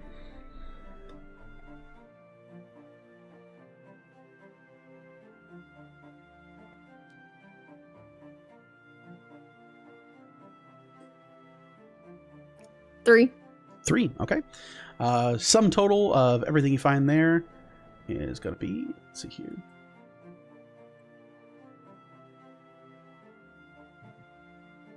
You find what amounts to 28 gold and 8 silver.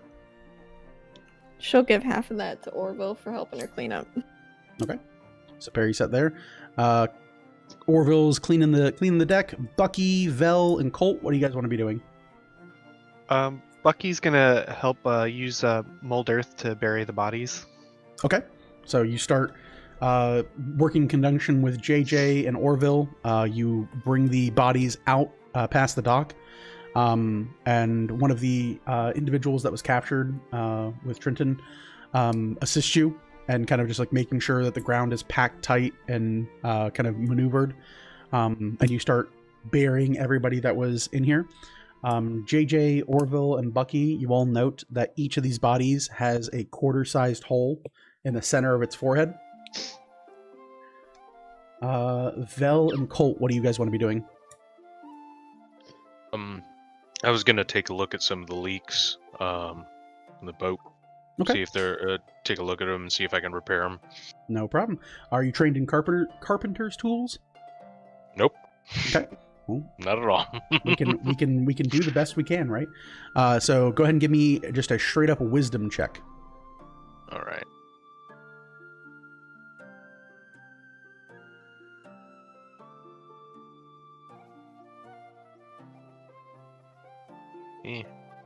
Pull it. That's gonna be a 10. A 10? Okay. The sound of heavy hammers and nails from below deck in the cargo hold, which you note the cargo hold is just complete toss. It looks like everything that was of value was pulled out of this place. There are still heavy like bolts of silk cloth and like various other trade goods that still sit in here that were unboxed or just in open bundles. But for the most part, everything is like knocked over, broken. Many of the kind of like nice little niche areas that would hold a crate or a box steady. Many of the kind of guides and leads that exist in the cargo bay seem to have been ripped and pulled out of the floor. So these kind of like metal hooks that would clamp into cables or other types of like pull downs are just broken in several places as these creatures clawed and tore through this place. But easily enough, you take wooden boards and kind of just like nail over and try and seal up anything that has like more than an average amount of damage. Vel, what do you want to be doing? Mr. Quast, did you say you needed to lock up and check on your store before we made way? I certainly would appreciate it, yes. Then let's go. Oh, with me? You want me to go? It's your store, isn't it? Well, I could give you the key. You're a very capable, dangerous young woman. I'm a business owner, and you saw I was helpless. I was in danger. I am a citizen under duress. Of course, we're all aware of what the situation is right now. We all have things that need to be done. I'm merely inquiring. Of course, and inquire away. And he pats himself down. He goes, so I don't have the keys. They were taken. Well, there were from many me. holes in it anyways. They tore the place apart. The question Oh. was if there's anything there you need from there before we leave. A number of items that would be nice to have. I'll tell you what, Phineas, my good man. Yes, my new steward, Phineas. You see this kind of like rather like bigger human man kind of walk forward. He goes, Phineas, today. He slaps him like on the side. He goes, today you become first mate. a promotion you've been waiting for since you joined the crew itself of the Amber Moss. You will go and escort the Lady Velethil? Am I pronouncing that right? I believe I'm pronouncing that right. Yes. Wonderful. So you'll escort her and do whatever she tells you to do and bring back most of whatever is of value. You have a good eye for those things. Primarily, and he kind of like one shoulder over the individual and turns, but you can still kind of hear him. He goes, there's that matter of the iron box. If you could just empty that, it should contain most of what is going to be of... Yeah, yeah. No, I know I told you never to touch it. No, I'm quite aware. But this is a different... Now you're a first mate. Look, Phineas, now you're the first mate. Now you can touch that box.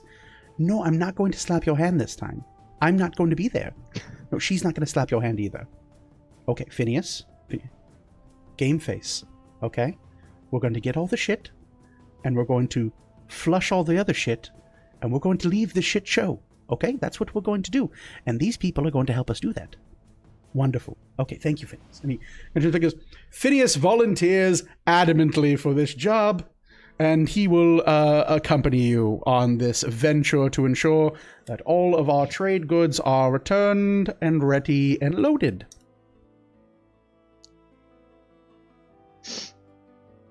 Yes.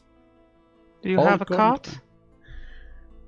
You're expecting I left it on my other trade ship. goods. Tell you the truth. Cart. No, I don't have a cart. There were horses stabled at the trading post, though. They should have been maintained and cared for. How many horses? 2, I believe. I believe 2 horses. At least one of them died an unfortunate death from a...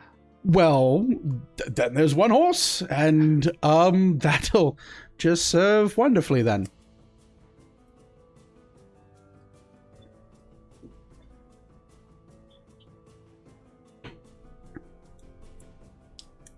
If that's all, then I'm going to find something to do and help out, and I'm going to string these sails and ready the anchor to be pulled up and assess some damage. We're going to do some managerial work is what I'm going to do here. I'm going to go through and just we'll make sure that everything is just ready to go. Yes, we'll definitely do that. Yes. Supervisoring. That's what I'll be doing here.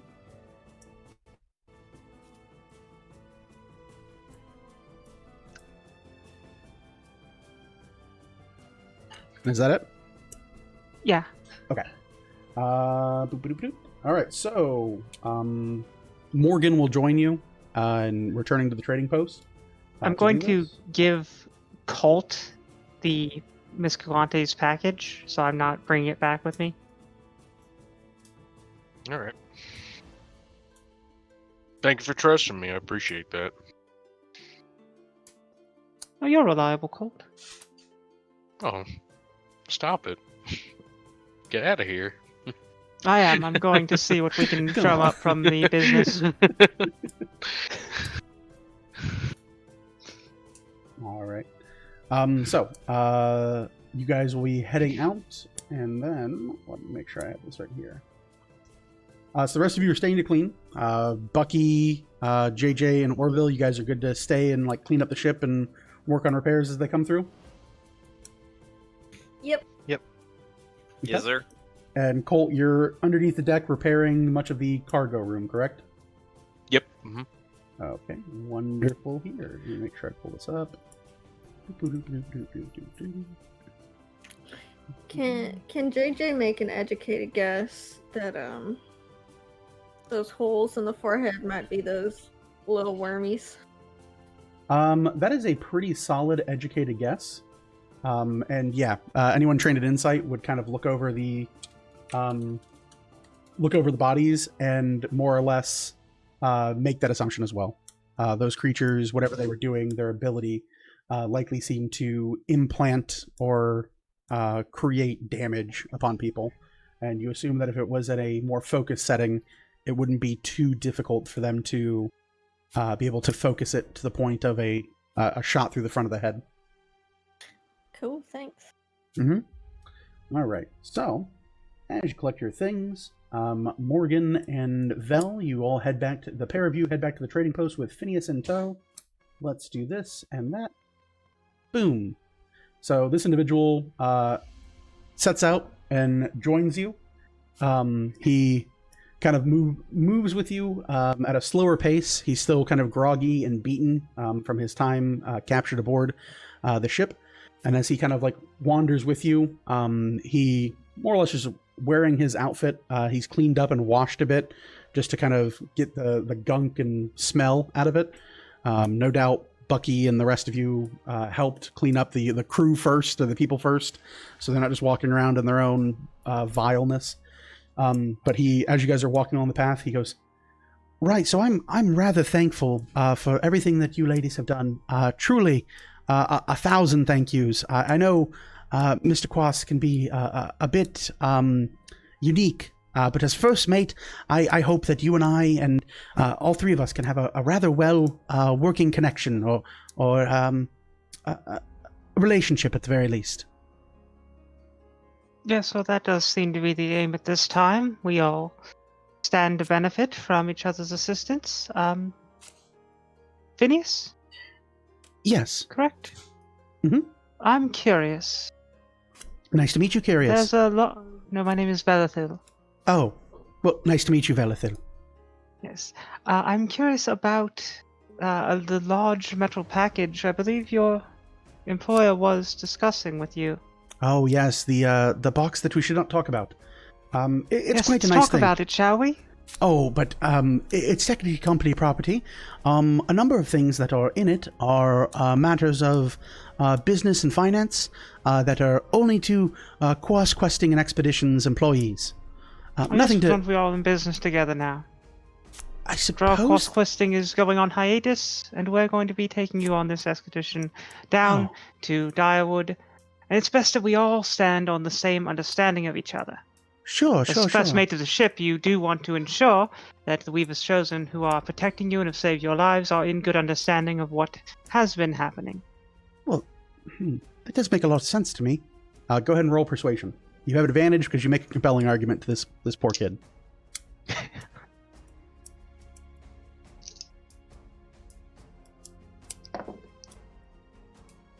That would be a natural 20 or a 23.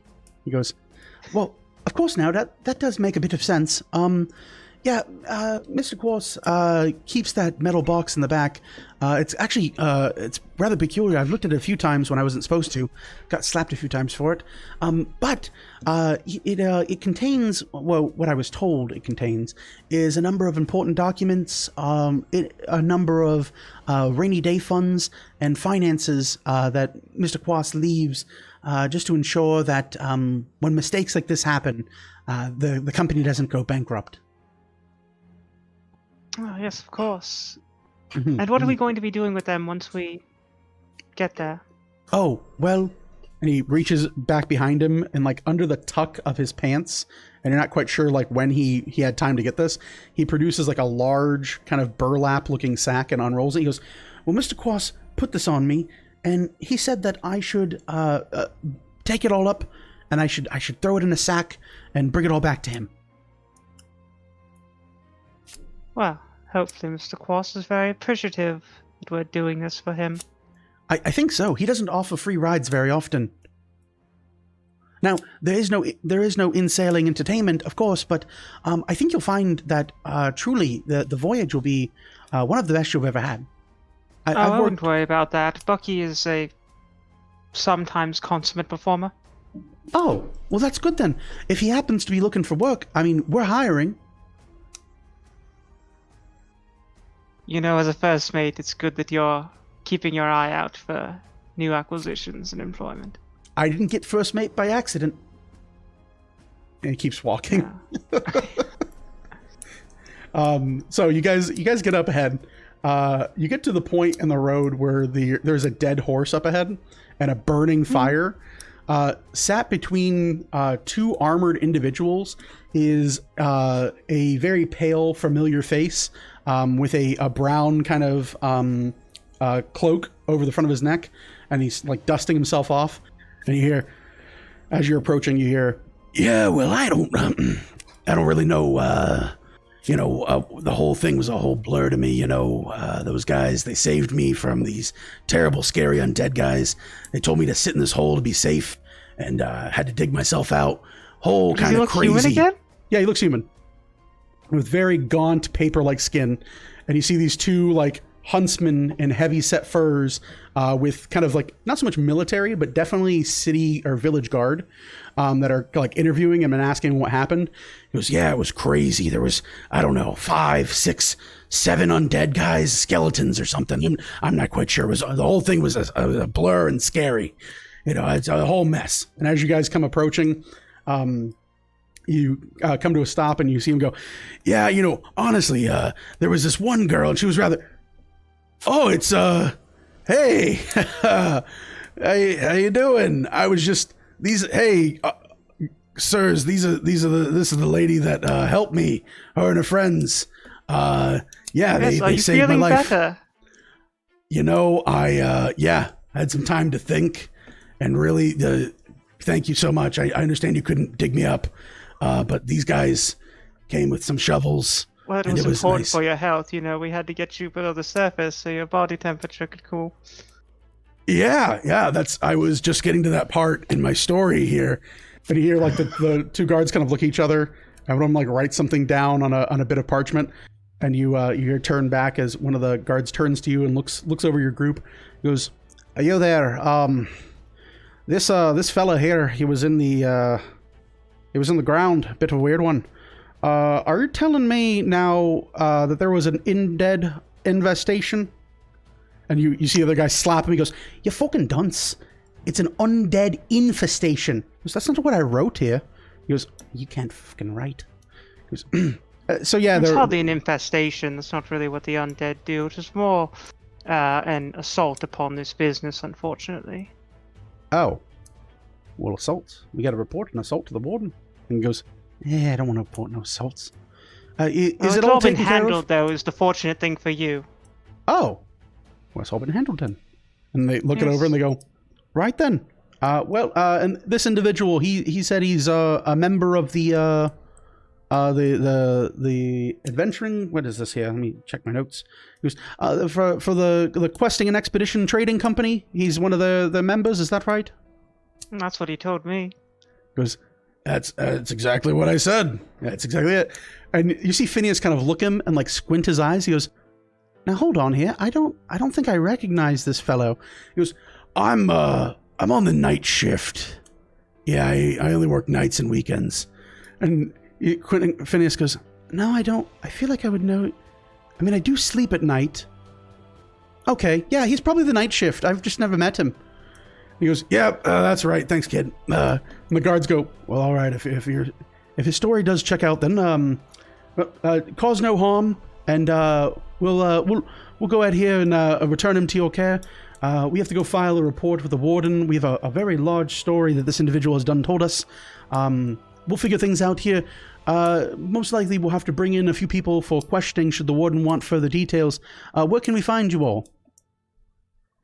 You'll likely have to send your inquiries down to Direwood. I believe Mr. Quass will be interested to talk to the warden later. "Oh, okay. Well, don't leave town. Well, you're not in town. So how do we say they can't leave town?" And he goes, "I don't think our jurisdiction reaches this far." He goes, "Right.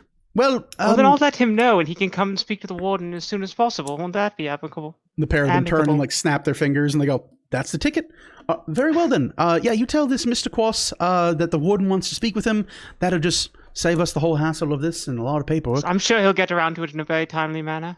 "Oh, wonderful then. That's tremendous. We'll go ahead here, report back. This fire here, that was started by you all, yeah?" That was to get your attention, and you came. Good job. "Understood. Not a problem at all." And he writes something on a paper, and you hear him rip, and he hands you a slip of paper. He goes, "Yeah, it's a 5 silver fine for causing I'll hand him a 5 silver. fire." Oh, thank you so much. Always good to have someone pay their fines on time." And he tucks the coin in his pocket, and he just takes the paper and like rips it up. He goes, "Thank you so much." And they look Yes. over and they go, "Very well. As you were, thank you for your efforts in protecting the landscape. Think we might go check off to get a point?" He goes, "I could do a point." He goes, "Very well then. As you were, citizen." And he walks Thank off, you, and the pair of officers. them like walk off, and you very much get the feeling that most of these people are not trained guard. They're like local militia, like volunteers. But they head off easily enough, and Phineas walks forward and he goes, "Wow, I did not even realize we had a whole night shift. Certainly, nice to meet you, sir. I am First Mate Phineas Vatlar. Nice to meet you." And you see the individual that was dug up kind of look over and goes, "Yeah, nice to meet you, kid." And he like shakes his hand. He goes, "Well, you're going to get promoted to the day shift. I'll tell you what, we definitely have a number of openings on day shift. No more long nights for you." He goes, "Right. Cool. Yep. I think we're cool here, yeah?" And he looks over Phineas, to why both don't you and go Ford. inside and start getting ready? I'll have a discussion with our friend here. "Oh, well, you're going to do the interviews? Wow, it's unconventional, but since you guys are helping, I guess I understand." He's been through quite a bit. Just let Oh. me check up on him. "Well, okay." And he like leans in, he goes, "Whatever you do, make sure you get his work history, because like, even though he works for us right now, we want to promote from within, but we really want to make sure that the people we're promoting are the right people for the job. You know, like me." Of course. Let me reset this here. Why did it do this? Why does it hate me? Did rhythm kick? Yeah, rhythm kick. Rhythm left. Bam. There we go. And fixed. We did it in one. So with that, Phineas walks in and goes to the kind of like open door towards the back and walks inside the trading post and undoes his burlap sack and starts kind of moving about the area. Your friend stands kind of like between you and Morgan and kind of looks you over and goes, So I work for this company, at night. So what's your plan now? Honestly, I'm playing by the seat of my pants controlling here. you. What? I'm kind of playing by the seat of my pants here, kid. I'm not gonna lie with you. How did you come to be in the position you're in? Well, I guess the jig is up at this point. I was dug up out of some earth. I remember dying pretty vividly. A little bit of rot Was there. it an Artnum? Yeah, but here's the thing. The Artnum I woke up into and was told about has not the Artnum that I recall, if you catch my drift. Oops. So you Not zero. Boom, there we go. met your end during the wars? Yeah, I mean, I guess so. I don't know. It was kind of like a blur, to tell you the truth. Main thing I remember is charging out, for the glory of the Weavers themselves. And, I mean, at a certain point, worship a Quessen, in hindsight, probably not the smartest thing I've ever done. And here we are now. I woke up, some freaky looking insect guy started telling me that I was a member of the newly recruited army and needed my help. And then I blacked out for some time. And I woke up on like the side of some freaking river and told that my hour of need was upon me or something. I don't know. That was weird. But no more voices in my head, other than my voice, I think. Yeah, that's still me. Yes, and you do have me and my friends to thank for that. The creature that was controlling you is dead now. Well, I mean, I'd shake your hand and steal your wallet, but I don't think that's fine. How do you do? No, not really.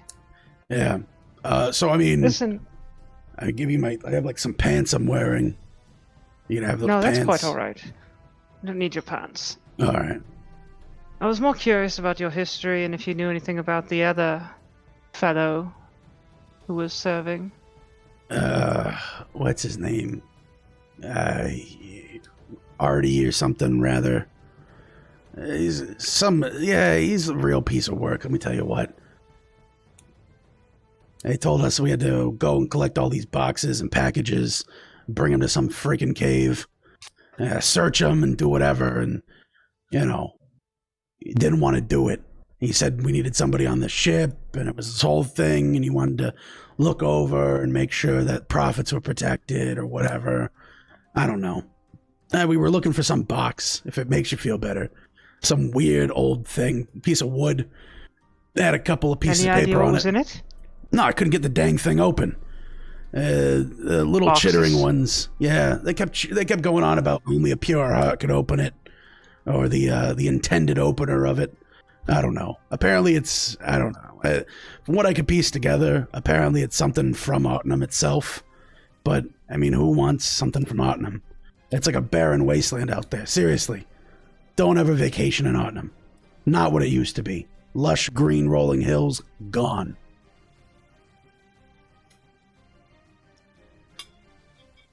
Right. So what is your name, by the way? Well, that entirely depends on what name you're looking for. Whatever one you used to go by, or whatever one you're going to go by from now on? There we go. Yeah, I don't know. I haven't really thought about it, what I should go on by now. I kind of just assumed I was screwed, so I didn't really come up with one, to tell you the truth. Very fortunate that I was here, to be quite honest. Yeah, I guess you could look at it that way. I'm feeling fortune. Fortune is definitely my thing. How about, I don't know. How about Fortune? Fortune's a cool name. Yeah, call me Fortune. Oh, can you call me Boss? Yeah, Boss Fortune. I like that a lot better. I'm sure that other people will gladly call you that someday. On my way. That's called making life goals, let me tell you what.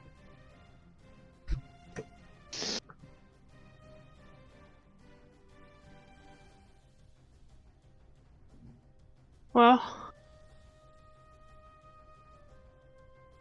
personally, I don't see any reason not to let you go at this point. Well, Or personally, to let someone go we probably shouldn't have, but that happens. yeah, I mean, I don't see any reason I should be detained.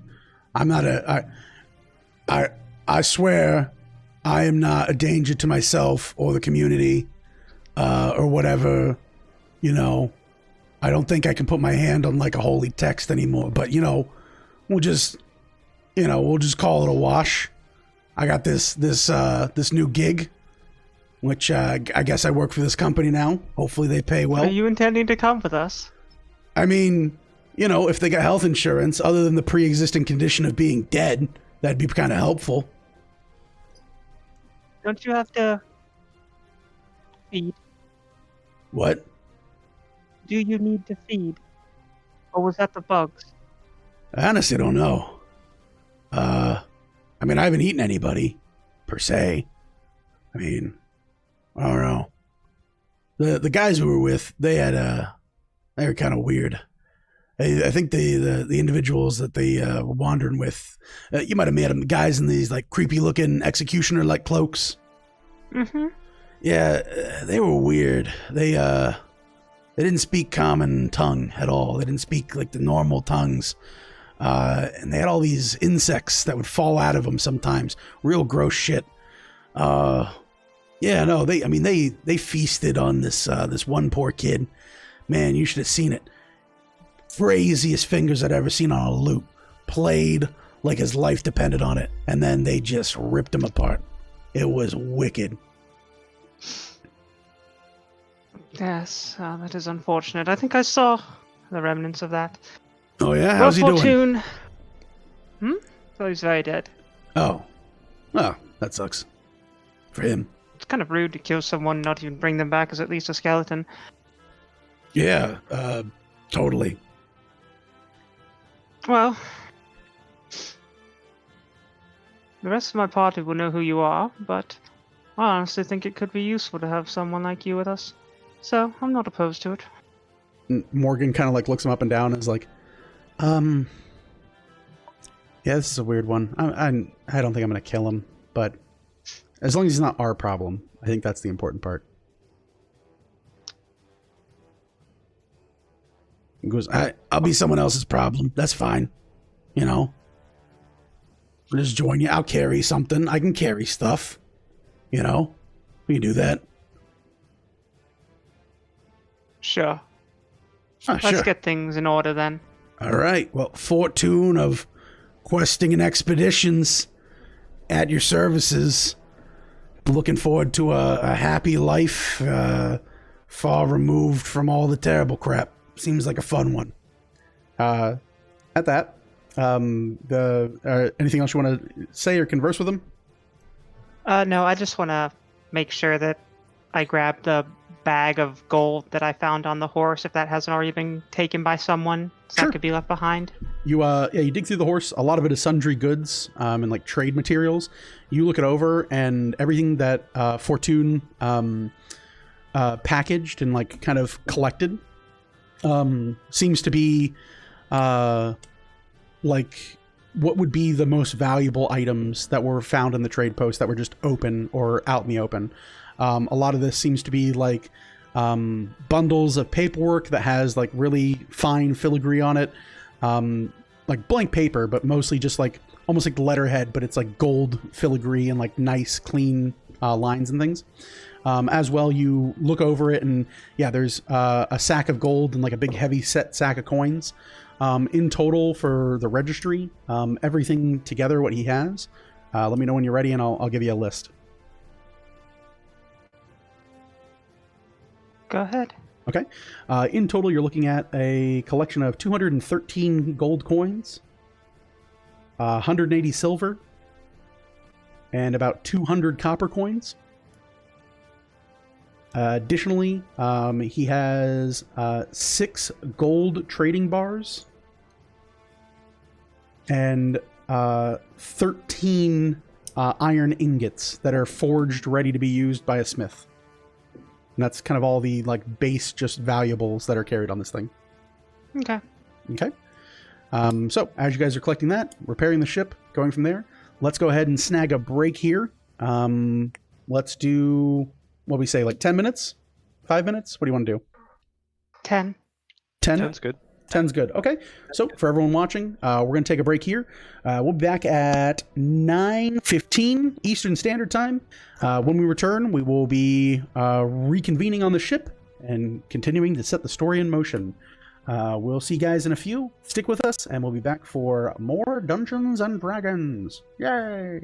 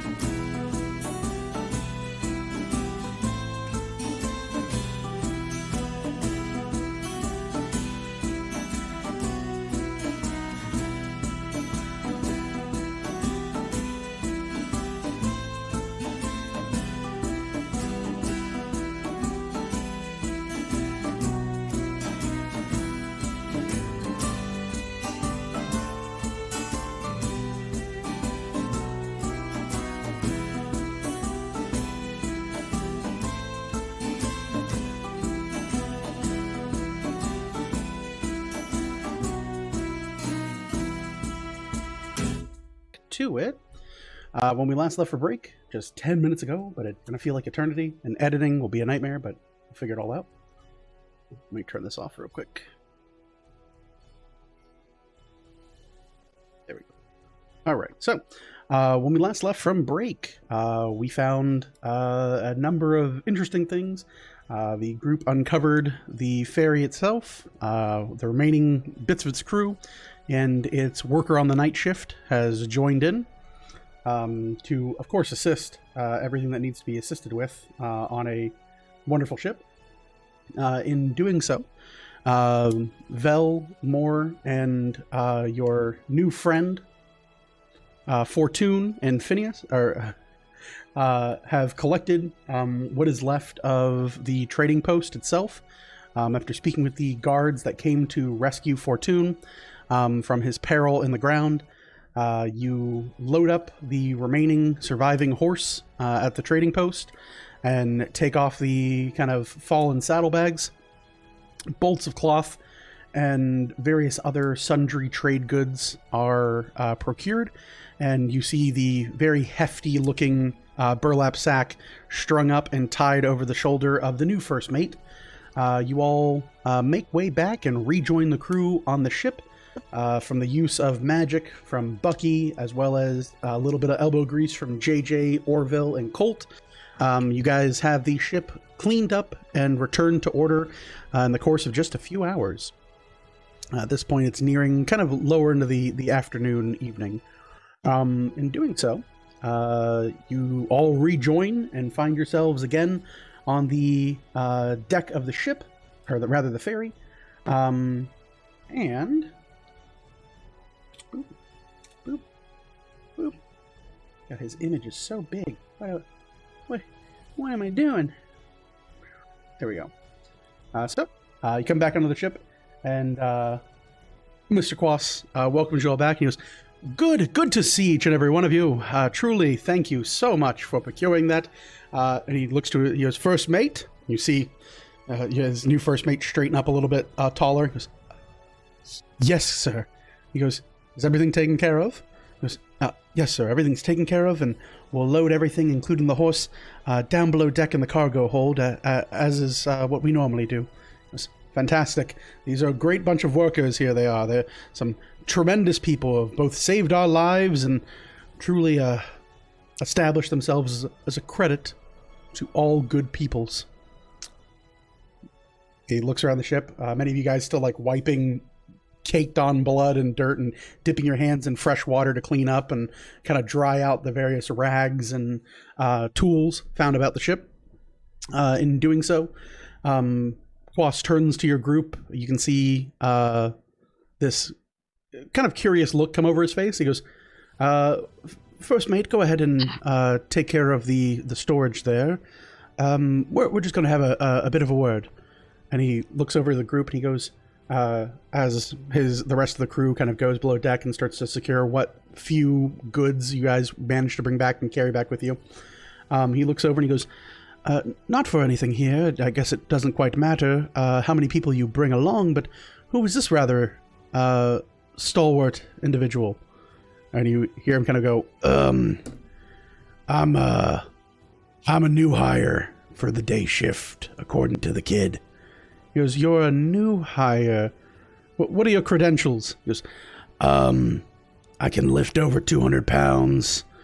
I come highly recommended from the Weaver's Chosen, I think.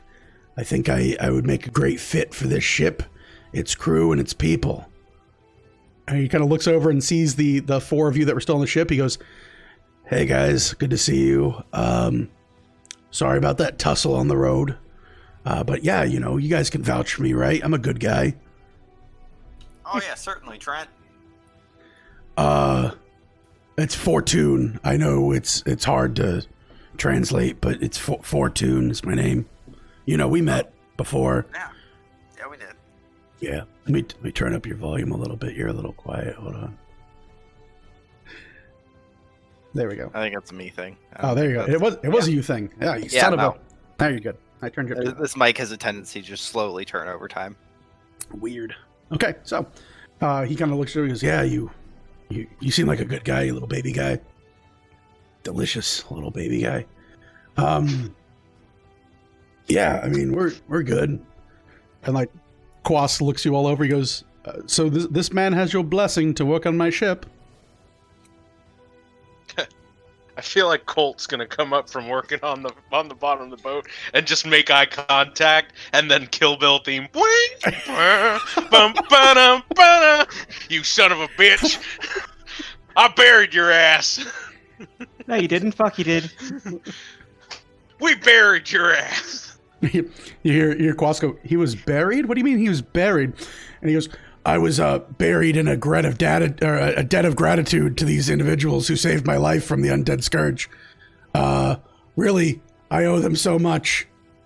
So much do I owe them. Oh Lord, the debt I could never repay. I could never possibly imagine to repay it. Forever I am in their services. But I want to work for you. I mean, that's what Finn said, that I could work for you guys. because you could work for me. I mean, I do need the help. If he does have, a debt to work off for you all, I mean, we do pay He's a rather never well. tiring worker. Is that right? You never tire?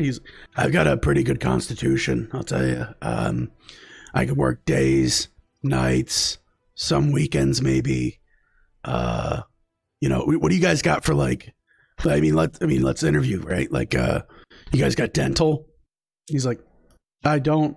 I'll pay you well, and you could go see someone to work on your teeth, I suppose. He's like, that's cool. How about health insurance?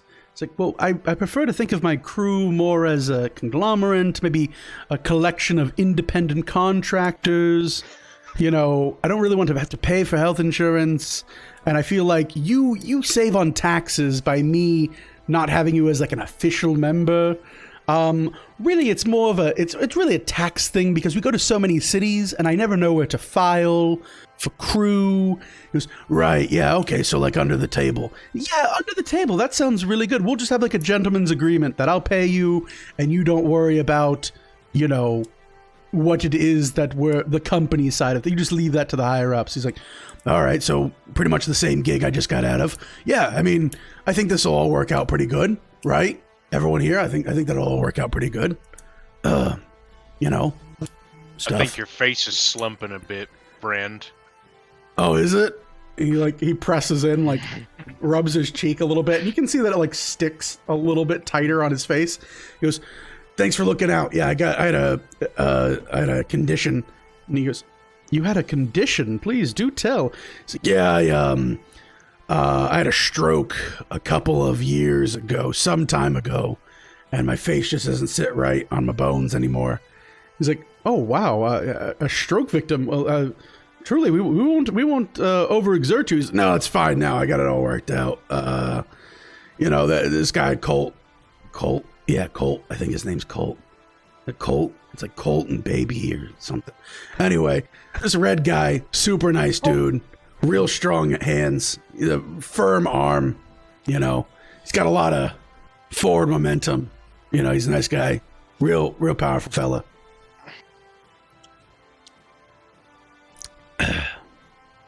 Quas looks you over and goes, "Yes, he has been rather helpful. So again, the question is would you all vouch for this individual? He's an individual of character that would serve well on my ship." Oh yeah, absolutely. Oh, okay. What was that, young lady? I didn't quite hear you. I said he's certainly a character, sir.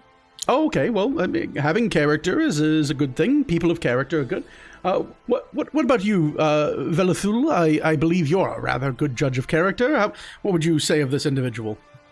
He has a very useful skill set. I think it's something to consider. Okay. Well, so far it seems like you have quite the positive thing. Mr. Colt, you are a man obsessed with these debts that he apparently owes you. What do you say? He seems like a stand-up individual. So y'all are telling me that y'all are going to vouch for him. Y'all are going to vouch for him, right? Is it because I'm pale? Is it because I'm pale? I'm sorry, I can't help that. All I said was a true fact. Yeah, Yep. no, 10 out of 10. Really, you guys are the best friends any guy could ask for. Really, you're looking Yes, at someone Cole. who is stuck in an unfortunate situation and is looking to make better with his life. I don't see why you aren't helping him. Yes, Colt. I believe our friend here. Be Yeah, a wonderful fit for Q and E. yeah, Colt. Don't you believe in second chances, man? Hey, you son of a bitch, you're right. Well, that's not a resounding, support. I don't know what else is. Hey, guy with the furry dick, what do you think? He points at Bucky. Sounds like a third chance to me, and if you're not careful, I'll put you back in the earth. Yeah, that's cool. I'm like, Quas goes, I'm sorry, put him back in the earth? I had a rather relaxing mud bath that the wellness spa, right? Right, Fur Dick? Call me that again. We'll see what happens. Right. Okay. So he's a nice guy. It's just a joke. It's like an in joke. I would definitely be on my best behavior with you, Mr. Fleece. He goes, it's Quas. He goes, right. I mean, first things first. I'm going to learn Quas. Like a steel trap up here. No worms at all. And he goes, right. Rather curious. It's just a turn of phrase. Don't read too much into it, guy. He goes, right. Okay. Well, have you ever worked a ferry or a boat before? He's like, probably, I guess. I'm really more of like protection, I would say I am, and like investigating into things. I think my skill set is primarily composed of really being a people person and blending in well with others. He goes, right. Okay, well, maybe we could work on a arrangement where you work with dock workers or maybe a master or two that you could handle the paperwork. How's your handwriting? Pretty good. I had to work out the kinks a little bit. I had some rigors in my hand, a little bit of, tennis elbow I had to work out. But, now it's, pretty good. I think I can almost copy anything that I see one time. It was, so you could like maybe create some documents or work together with us to file things away. It was, I could be your writer. I could, yeah, definitely. I could write things. Keep notes. I mean, you're going to need that. Take inventory. Do whatever you tell me, really. I mean, I'm just trying to, turn over the old, leaf or whatever they say. Whatever that saying is. So, okay. What's highly unconventional, but I'm not in a position where I can argue for extra help. Why don't you get a few of the oars together and set them in the water and prepare for takeoff. You'll just have to row. I mean, have you ever rowed before? I can figure it out, front and back, side to side. Sure, got it. Okay, see ya. And you're like, immediately you see Fortune like move past and like just rush away from, as far away from Colt as possible is where he starts. He's like, I've been working on a sailboat all the freaking day. And Mr. Quas. And he's like still staring at Fortune like, yes, hi. Yes, at your earliest convenience, the warden would like to speak with you. Of course. Oh, earliest convenience. Of course. Wondrous early conveniences. And I, of course, unfortunately have a pre-existing contract with a number of Weavers Chosen to escort them to Direwood. And I believe that's going to take the better part of the day. So thank you for the message. I will keep that in mind, and I will meet with her at my earliest convenience. Thank you so much. Of course. Right then. I believe everyone is currently loading the cargo we recovered back. Most of what was important anyway from the trading post. Is there anything else you all need here, or can we just get the rudder in the water, as it were?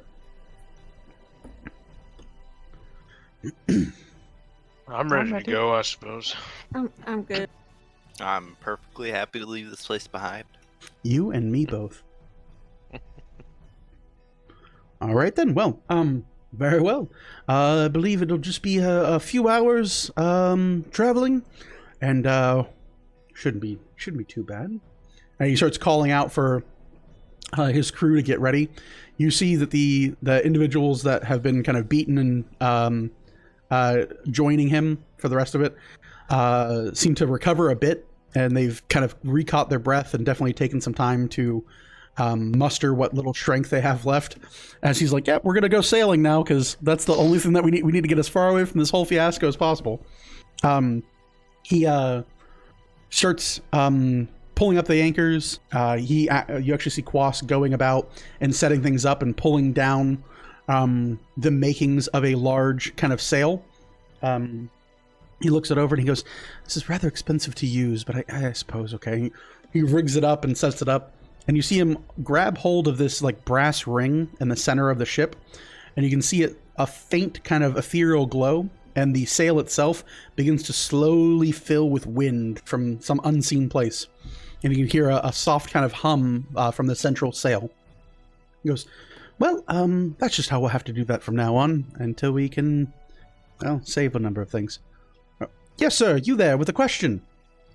Oh no, I was licking my finger and holding it up to try and catch the breeze. He goes, Get real confused about it not being there. yeah, he goes, there's no carry on. And he heads up to the wheel, and as the anchor finally comes up, the ship starts to lurch forward, and you can hear very much the kind of crashing and splitting of a number of items that are most likely floating underneath the ferry itself, things that were likely to be thrown overboard.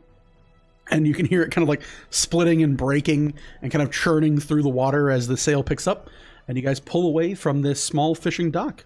You can feel actual wind as the ship gains momentum, and you can continue to feel the breeze kind of pass you by as the ferry goes from a very slow crawl out of the riverside into an actual, like, pretty noticeable clip. Even though this is an inlet river, there is still a wide enough berth for this smaller ferried ship to really make headway further down the river.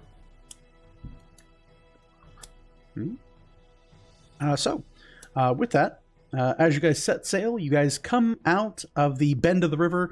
You begin to head further southwest, and from up ahead just a few miles, you can see there is a split in the river to head north or further south. Quas begins to instruct his crew, what few remain of them, and Fortune, that they need to be preparing for a southward direction and head closer to Direwood as their destination.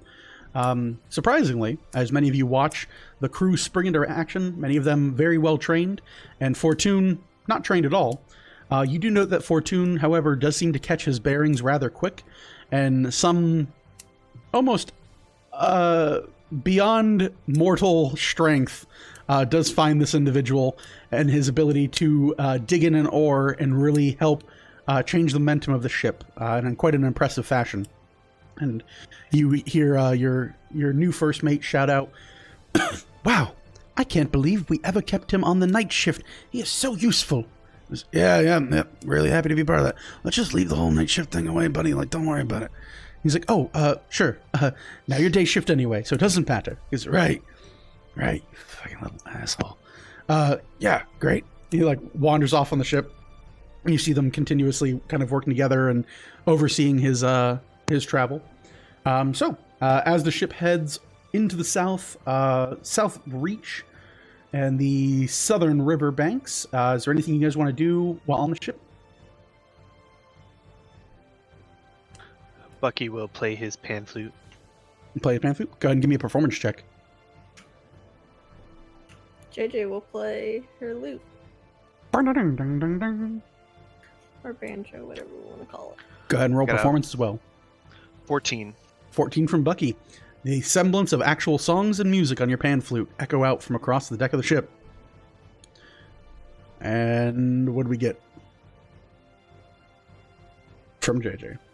14.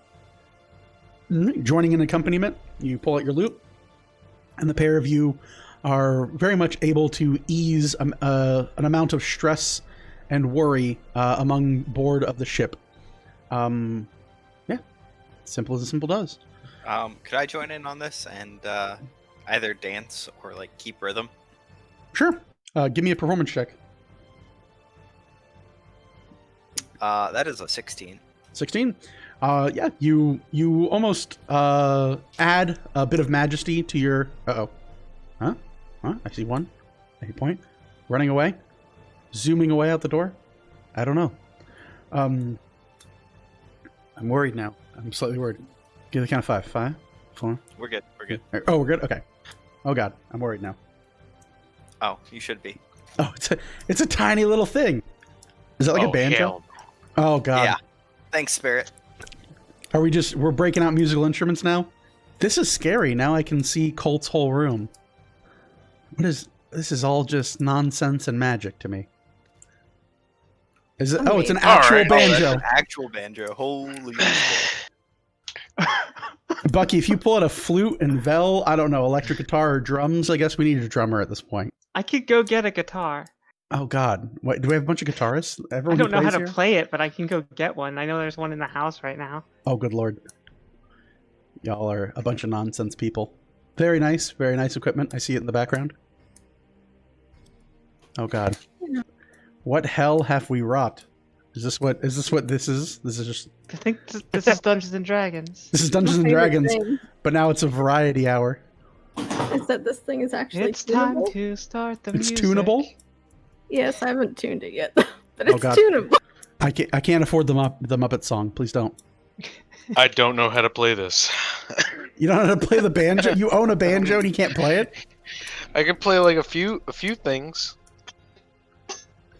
Can you play Wonderwall? Is that like the first song you learned? But like the banjo version? Why is this happening? I don't know. Everyone likes to play music. So Here we go. So anyway, while you are all immensely talented in strange, macabre instruments that just apparate out of nowhere, apparently, Orville, you managed to continue on and add a bit of a jig and a dance in tune with Bucky and JJ's harmonies. We'll have to do a contest for someone to create a theme song. That's what we'll do. Someone will create a theme song, and then apparently I have a cavalcade of musicians who all play in this game, so you guys will have to figure it out. Have a jam session. I don't know how this works.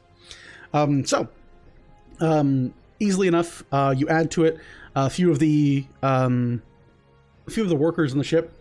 Definitely raises their spirits to see people having fun. And as the ship more or less is set on its course for the next several miles, a few of them do join in with claps, one of which you even see people pulling out. You see one of the individuals, the other survivor, pulling out a set of spoons and clinging them together and just attempting to happily keep rhythm with the rest of you. Past that, anything else you guys want to do on the ship while you guys are celebrating and relaxing? I'm gonna keep my eye on that bitch Fortune. He's just a nice guy. You keep your eyes on him, and like every so often, like he catches your glance and then like stares worriedly in your direction and like turns away and is just like, oh, it's okay. He doesn't. He's a good guy. Yeah, he's not gonna do it. Good guys don't do it. And like just like mutters to himself and like we'll just start cleaning, like taking like a dirty rag and like wiping already dirty rails. And he's like, yeah, okay, we're just gonna clean this whole rail. Be over before you know it. With that, you all make headway, and over the next few hours, make your way right down the southern river, closer and closer to Direwood. Let's see this. We should be able to slide this down. Boom. And you guys begin to crest through the river itself. For everyone here, are you guys going to be taking a long rest during your journey, or do you want to try to stay up and more or less... JJ says, no, I want to go to sleep. I want to rest. Yeah, long rest sounds good. Long rest sounds yeah, good? it sounded like nap time. Okay. Bedtime. Easily enough. Okay. Easily enough, then you guys can set up. Are you guys going to keep watch while you're sleeping, or are you going to allow the remaining ship's crew of 4 people to be your guards for the night? I think we should have some sort of watch. After all, we are still watching over something rather important. I agree. I agree. I'll go ahead and take first watch. Okay. Anyone else on first? Yeah, I'll take first as well. Okay. So Vel and JJ. Second watch, who do we got? Bucky? And Orville. Okay. And then third watch is going to be Colt and Moore. Sound good? All right. So first watch comes JJ and Vel. The afternoon peels away into later evening. The pair of you continue to sail down the river. In doing so, I will roll this. Okay. As you continue down the river, there doesn't seem to be any complications with the ship. Many of the impromptu repairs provided by your team and Colt seem to hold for the vast majority of keeping the ship above water. You can hear the easy, soft rocking and splashing of the river as it crests against the front of the ship and splits down, more or less just by a very calm ride. For the pair of you, though, please give me a perception check. 20. 20, okay. That is 17. 17. The pair of you keep a watchful eye out. You note that many of the three individuals that have just been rescued are definitely exhausted. Seeing that you all have kind of taken the reins, so to speak, and how useful Fortune is, you see the first mate and his assistant, his now assistant, head below deck to the cargo hold, both of them yawning and kind of like almost passing out on their feet. And they head to sleep. You see Quas directing Fortune and more or less making sure that the new hire is on his best behavior. Fortune himself does seem to definitely have some exhaustion upon him. The events that led to everything that is happening in his life now definitely weighing heavy on his body as well as his mind. But being a consummate professional, he does manage to keep a watchful eye, and the pair of you do note that there doesn't seem to be any hesitation in his actions or any kind of weight or exhaustion that is presented in anything that he does. The pair of you do look over, and on the shoreline you can see for quite a number of miles the long roadway that is carved in the open plains of the Hunter's Reach. You can see various soft lights, lantern lights, that dot the horizon. As you guys continue to sail further and further south, you do seem to be passing many of the folks that are on the road on a slow pace, quite expertly and quite faster than they are.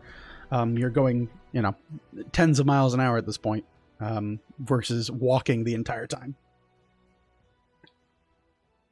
That is the end of first watch. So on second watch, we have Bucky and Orville. I'm sorry. Was there anything you guys wanted to do on your first watch? No? Nope, I'm just making sure that everything... I'm mostly making sure nothing approaches Colt, since I know he has the package. Of course. Keeping as is, Bucky and Orville, you both awake from your slumber for your turn for watch. The other two find a place on deck to bed down for the evening or meditate, cross the legs, and do some hums and hymns. For the pair of you, you continue working, or not working, but waking without any issues. The ship continues to hold together. You can hear the creaking and groaning of the wood as it continues to move with some speed and approaches kind of its top speed down the curving river of the Direwood and Hunter's Reach itself. And doing so, both of you guys make me perception checks.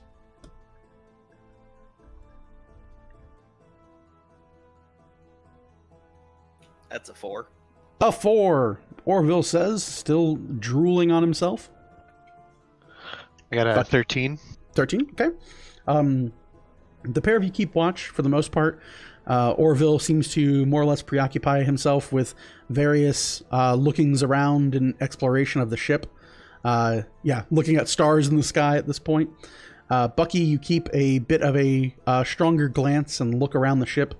You can see, again, much in the same. Most of the crew, other than the captain itself and Fortune, seem to have retreated below deck to catch up on a long rest of their own. As you are observant and keeping a watchful eye out into the area, you do look and you can see against the shoreline, much in the same as Vel and JJ, the dotting of lantern lights that exist along the traveler's path. However, as you look onto the river's end and the actual edging of the river itself, you can swear for a few passing moments you see bright, kind of like a grayish tint of these glowing eyes that stare back at you from the shoreline. Almost as if some thing or some things stare back at you from the darkness.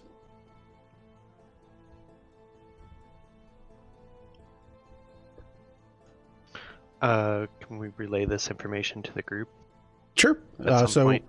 Colt, Moore, JJ, and Vel are all asleep or in meditative states. You can relay it to Fortune and to Quas if you want. Yeah. Okay.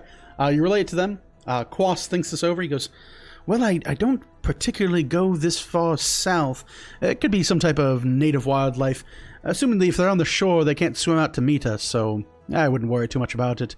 Might just be your tired eyes playing tricks on you, old friend. That's a big assumption, buddy. Well, you know what they say about assumptions. They're great for you and me. I've never heard that before. Well, now you have, with your ears. If you say so. That's how sayings start. Now, what So were you it's saying, a- Bucky?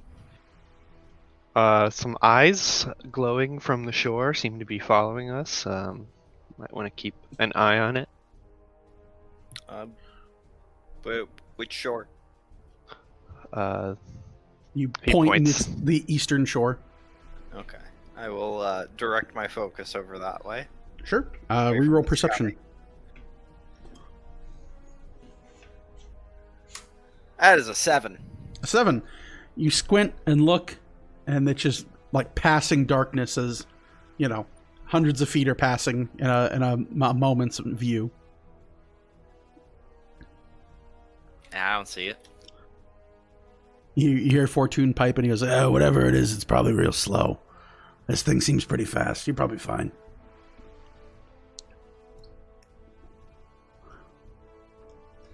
Let's hope.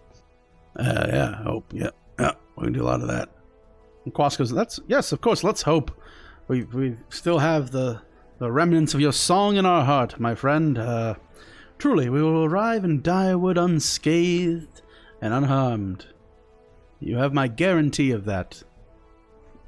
Non-financially binding guarantee.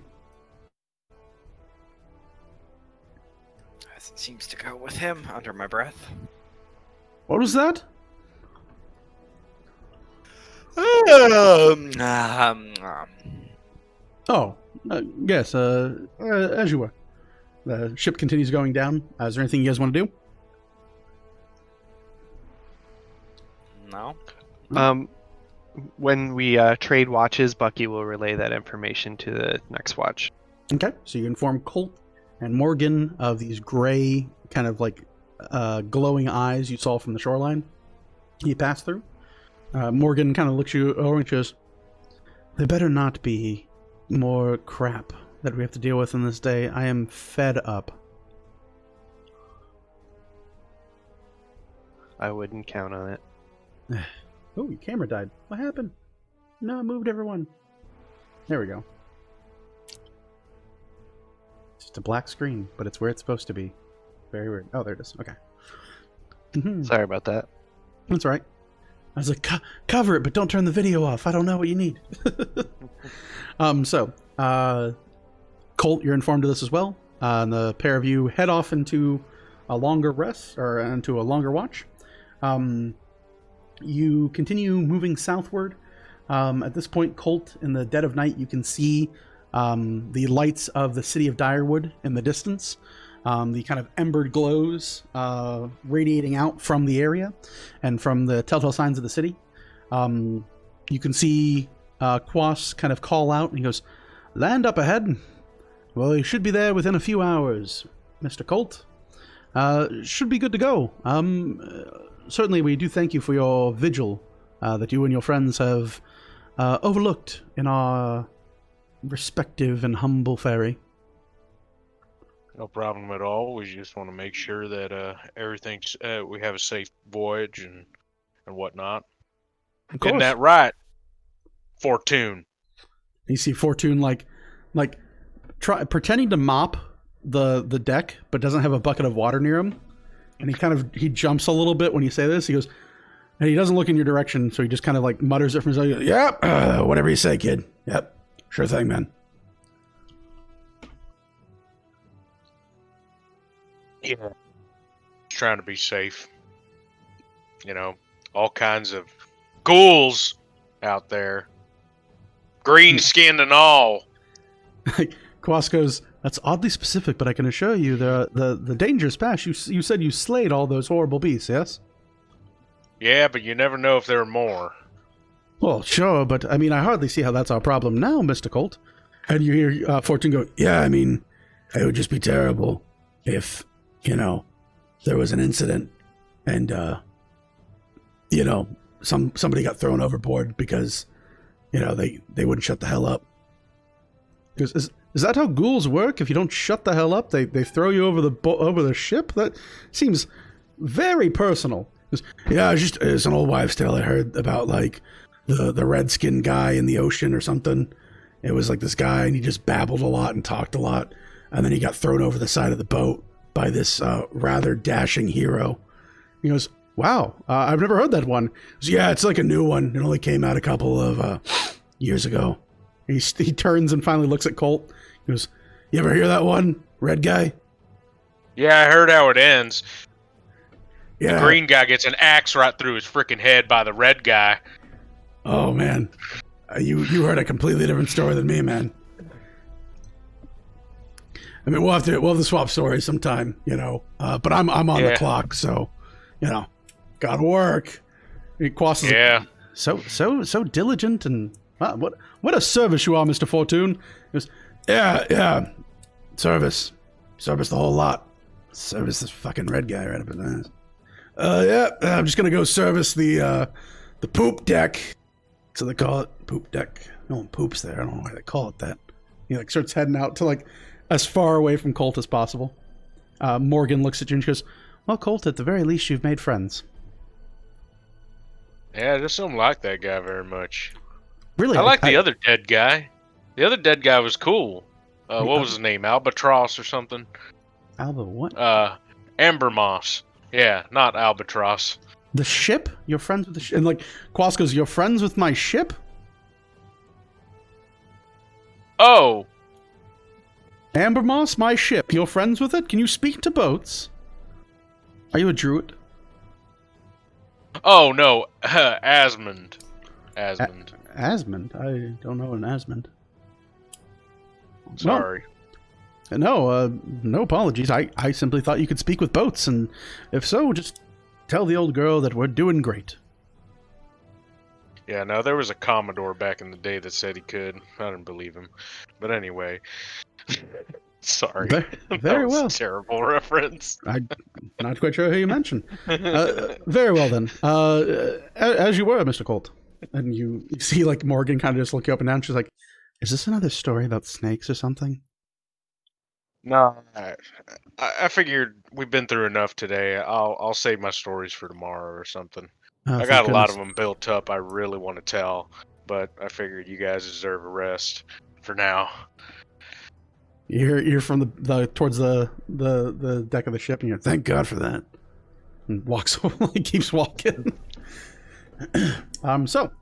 Easily enough, your watch passes fairly uneventfully. As you reach into the city proper of Direwood, the ship and the ferry itself does come to dock within the outer parts of Direwood on its northern egress. There we go. Big words. You see the ferry itself pulls into harbor smoothly. The wind ability of the sails is put out. As they slowly coast into the city itself.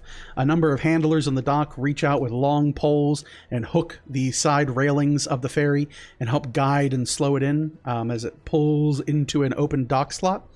In doing so, you guys safely return back to Direwood. Quas opens the side of the ship and he looks to you all and he goes, truly, friends, I must say, it has been an experience.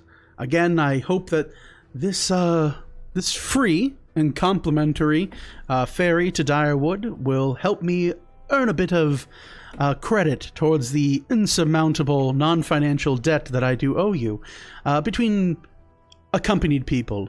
I do suppose I still have a number of favors that I might yet repay you, but I will need some time to ready myself, my ship, in the event that you all wish to hire us in the future.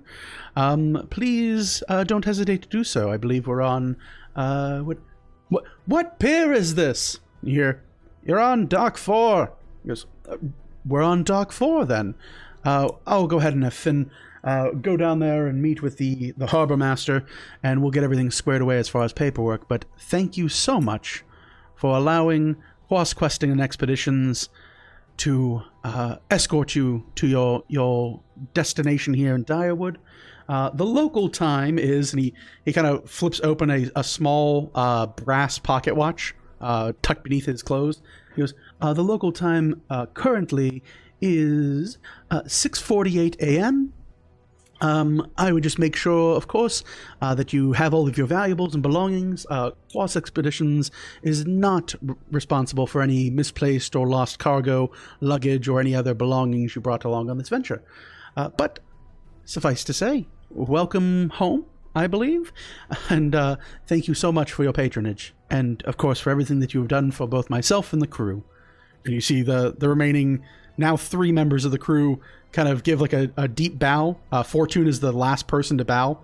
You see the first 2 of them like, thank you for joining us. And like Fortune's like, oh yeah, what they said. And like bows his head. He's like, thank you, whatever. Give us a good review. With that, Quas kind of looks you all over and he goes, please, welcome to the city. Again, I'll be docked here for a few days while I figure out the financials of our situation. And of course seek a number of public relations advisors. If there's anything I can do for you in the meantime, please don't be a stranger and come back anytime. I'll be happy to offer you a potential discount on future endeavors. Thank you very much, Trent. Of course. That. Wouldn't have had it any other way, sir. Well, certainly I think our quality and service speak for themselves. But with that, you guys collect your things. You exit the ship. Is there anything you guys want to do before heading back to your station with the Galanti helm? Just Do we real have quick. everything? I think you have everything. Is Bucky still poisoned? No, that would have passed by now. My apologies for All that. Bring that up. Do I Anything still else? have the box with me? I Yeah, just want to double check. You check your bag and it's still in there. And Okay. someone's got the letter. I have the letter. I have a whole bunch of extra gold and shit too.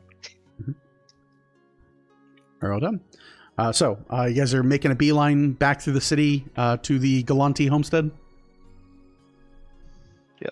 Yep. Okay. Seems to be it, yeah. Easily enough. Go ahead here, and whoever's leading your party, please roll me a d12. As you travel through the city. Leading or Whoever am I is still leading. leading the pack? I'll just Sure. roll. I'll do it. Okay, JJ will do whoever it. wants to do it. JJ rolls. That If you're is a carrying the package, you 5. shouldn't be in front. A 5? Okay. Yeah. Fair So, many of you return. You guys all return to Direwood in one piece. A little bit worse for the wear after this kind of longer trip. The last few days have definitely been something that you can write home to mom about, so to speak. In doing so, you all traverse through the city. You pass through the open docks to the north. You pass by many of the noble homesteads that reside in the northern sections of town, the larger manor houses and various collections of more noble individuals, such as not only like landowners, but the top 1% of Direwood itself, many of those who have their own weavers chosen and have their own patrons and patronage. In doing so, you continue further to the central of town. You see that the open market and several of the shops that exist within Direwood have yet to open their doors. Many of them are airing out the rugs, cleaning and polishing their windows and preparing for opening, but you're still early enough in the morning that really only many of the farmers that's on the surrounding lands, as well as the dock workers and traders, are really up at this hour. You continue without issue after rolling a 5. Past the opening market, you can see there is some sort of morning presentation that is being set up, and you can see a string-tuned band currently setting up for what appears to be an address or otherwise presentation in the marketplace. But continuing southward and then venturing a bit further west, you do finally come into view of Tristina Galanti's manor and home. Viewing yourself at the guard of her property, they welcome you back, and you hear, "Hey, Weaver's chosen. About time. You guys are way ahead of schedule. Did you get that thing she sent you out for?" We did indeed. Yeah, good to Yeah. see you. Well, all right. Yeah. we'll get the gate open for you in just a second. And you see the front gate guard turn and ring a small triangle at the front. You hear the ding ding ding, and you hear the gate kind of screech and slowly slide open. The manor home itself, while not guarded or anything of that sort, is fairly customary to have an iron or at least metal gate that surrounds the property and borders it, carving out its section of the city from anyone else who might want to build on it. The gate itself is more fashion than function, and you can see the beautiful kind of design work on the very front of the homestead. You all venture forward and head into the manor home, the large kind of mini mansion of the Lady Tristina Galanti. Being made aware of your presence from the gate guard, you see one of her servants greet you at the front doors, opening the doors, and you hear, "Oh, well wishes, Weaver's Chosen. We weren't expecting you back for quite some time. The lady herself is still preparing for the morning. Might I offer you a bit of breakfast and a spot of tea to start your morning? Unless you've already eaten." No, it would be welcome. Oh, I'd love it. Very good. Warm meal. I will see what the chefs can expedite for you all. You all have returned quite ahead of many of the other chosen who were sent out on task. So, truly, for the first time, you might actually have the place to yourself. Some elbow room, if you will. Indeed. Yes. The servant leads you all back to where this all crazy mess began, into the large mess hall and dinette of the Lady Tristina Galanti. You all can eat your fill in the morning. Various breads are prepared and other quick meals. Some hastily scrambled eggs and very quickly prepared strips of meats and veggies are served to you. Fresh tea is brewed and coffee provided. For the majority of you guys, go ahead and roll a... Actually, I'm just going to roll here. It's simpler to do. Bam.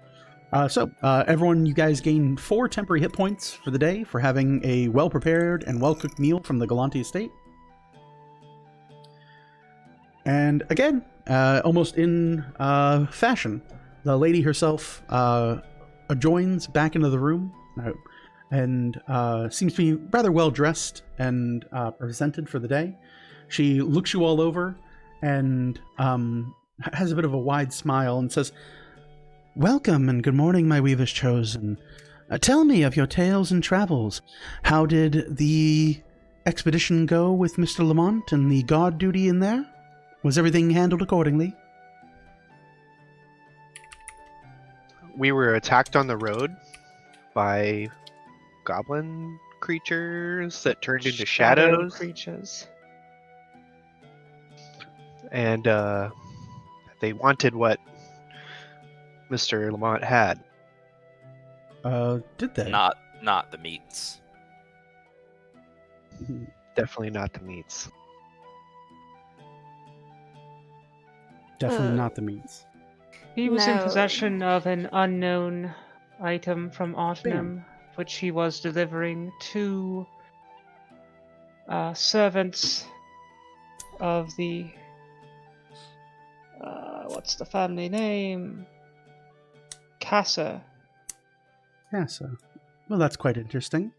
Well, and again, point of order, is new artwork. I wanted to get something new done, just so I wasn't, like, using a main character as some bard art. Well, And this is... considering the events that happened, they did present a extra request of us. If it is of interest to you, I'll take out the letter. I'm not quite sure that I would be interested in further subjecting you all to the work of a merchant and guarding of carts. And you hand the letter over, and she looks it over, and she turns and looks at the stamped Your sigil on the back of it. Audio quality just went to garble. Oh, did it? Oh, there you go. And Are you back? Yes, no? Maybe so? Yeah, yeah, you're no, back. you sound great Okay. now. Sorry. Could barely Um, understand you. Sorry. So she speaks and she says, it is rather curious. I'm not quite sure that I would be interested in having my chosen so far away from me as to well, guard a caravan or something. She takes the letter from you and looks it over and sees the sigil on the back of it, the stamp kind of pressed into it. She goes, now that's curious. That's unbefitting a merchant. The House Casa. Curious indeed. I will review this. Certainly, I'm sure there is, well, of interest to a person such as myself. But otherwise, did his venture and protection go as planned? I am terribly sorry to hear about these goblins on the road, but after all, you are not simple people. You are very capable individuals. There were also some creatures after your package. Creatures after my package? Oh, the actual request I did care. Speaking of, has this arrived safely, or what news have you of it? Yes, I got it right here. You pull it out and you see this talisman box, and her eyes kind of light up and widen. She goes, that is tremendous to be seeing. And she takes the box from you, and like her hands tremble softly, but there definitely is like a visible smile across her painted face. And she goes, you have done excellently, my chosen. Truly, I have begun to think that I might have squandered you a bit in a number of humbling tasks. But not only have you accomplished this task for Mr. Lamont, but you've also brought back exactly what I've asked for. Intact, a few scratches, nicks and cuts, but I'm sure that is just, well, the postage system being what it is. And she kind of looks over the box and turns back to you all.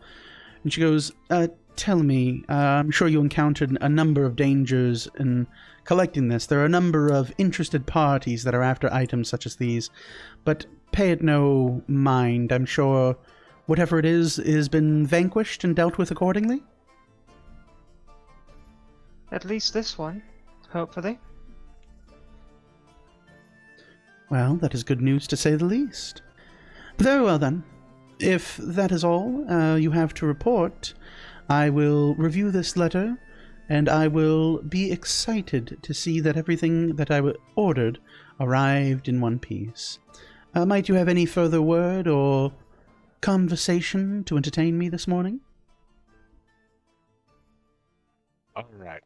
So we was there, and there was 400 of these ugly green things with white eyes staring at the sun.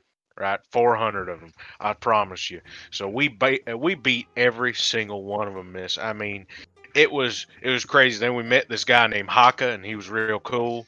And then we went and we found some more, and then they started turning into one part. Colt, darling. Yes, Mr. Honeycutt. While I do appreciate your enthusiasm, it is not warranted. The affairs of a weaver's chosen are simply that, your affairs. If you wish to go to the local brothel or inn and tavern and boast about your heraldic deeds, then please, I implore you to do so on your own time. But you are on my time still. Do you understand that? Yes, ma'am. Very well. I apologize. And I only have one notes. further question. And she turns and looks directly at Bucky, and she goes, Bucky, what is my name? Lady Tristina Gulanti. My word. Did you drink at all on this trip? Not a single drop. She, again, has this kind of like curved, coy-looking smile. She reaches forward and grabs the side of your cheek, and she goes, now that's a good boy. Thank you so much for following my instructions, Bucky. I vomit. Truly thank you for listening to me for once. Wasn't it quite the experience to be able to remember everything you did for once? I did take a pretty hard headbutt, but yes, ma'am. Oh, well, I'm sure you'll find that your mind is just as dense as anything that will assault it. And she reaches into the front part of her dress and produces a single platinum coin and hands it to you. And she goes, I want you to take this, and of course your regular pay will be deposited in the normal fashion upon your room, but you take this and all of your drinks are on me for today. Thank you, my lady. Of course. And thank you as well, Bucky, for everything that you've done for me in service. She turns to the rest of you. She goes, was there any other pending matters, not tall tales, Just one minor thing that was rather amusing. The Hmm. servants of Casa were beyond certain that you would be interested in taking their offer. Amusing, their presumption. Well, it is often the, I don't want to dote or say lesser, of the individuals we find far to the north of Grim Village, but their type tends to be rather presumptuous of the affairs and the abilities of both Weavers Chosen and the upper crust of society as myself. They believe that the world revolves much around their middling affairs, but again, seeing that all of you have returned in one piece, hardly damaged and just a bit more tired than anything else from what I can tell, clearly they underestimated your abilities and overestimated my interest in their order. I'll read upon their note and we'll certainly see what they have to say, but for the time being, why don't we say I give you all the day to relax as I review and come to adjust for the morning ahead. Go ahead and have this day to yourselves, recover, recuperate, do whatever you need around town. I will, of course, have Wyndon provide the funding for 2 completed requests of mine, and your portion of proceeds and salary will be paid to you accordingly. Miss Galante, I Yes, again Mr. Hunt? apologize, but I do have one detail which I may have forgotten to relay to the group, and I don't know if it's of importance. But I went to go shake Lamont's hand, and it was some kind of illusion, I believe, and his hand felt very burnt. Mm-hmm. I don't know if that is something of importance to us. I just thought I'd share. Mr. Honeycutt. Wait, Colt. Was this at the bar? Yeah. Because I had something funny happen to me too. You know how I pretended to be drunk? Because when you're going into the back room of a bar, it's either for serious talks or with some ladies. There weren't no ladies there, so I tried to pat this guy down, the man that was with Mr. Lamont, and without touching me, he tripped me up somehow. This is all really pertinent to the lady's time right now. Well, Apparently so. I think there's something off about them folk. Well, I will do my utmost, Mr. Orville, to ensure that we keep a vigilant eye on any of these would-be tripping peoples. At the very least, if you are terrified, I can have other chosen look into the matter for me. But for now, trust in my judgment, as always, and I will assure you that I will look into this with the most insightful view. Mr. Honeycutt, allow me to enlighten you onto a number of matters of important people. And she takes her thumb and she very visibly licks the corner of her thumb, and then goes and touches up near her eye where her eyeshadow would be, and she rubs her thumb and nothing changes. There's no smear, no movement. She goes, many of us utilize such things to put on airs and a presentable face to greet the day. It's rather uncommon for you Weavers Chosen who face everything in forefront, but it is rather common for those of us who need to present ourselves in a manner befitting our station. Now again, I will read this note, and whatever they have that is so urgent and pertinent, we will discuss at a later time, but I believe you all have earned a wonderful payday of your salary, and I think you have earned some well-deserved time off. Don't you agree? Yes. Yes, ma'am. Very well done. Well then, I will leave you to the remainder of your breakfast, my chosen, my glorious chosen, and I will look forward to our next fantastic adventure to send you on for the glory and honor of the Weavers themselves. Truly, for the first time I can look upon you, each of you, and see that there is value far beyond what you are able to do at the forefront of my mind. You've accomplished much this day, and again, for this you have the beginnings of my gratitude. Very much so, my children.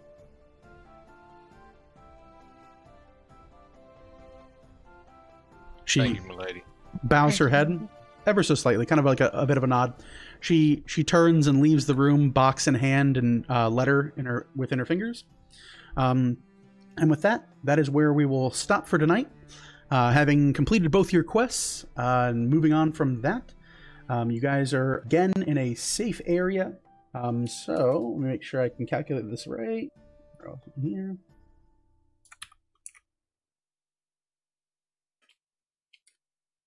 Let's pull this up here.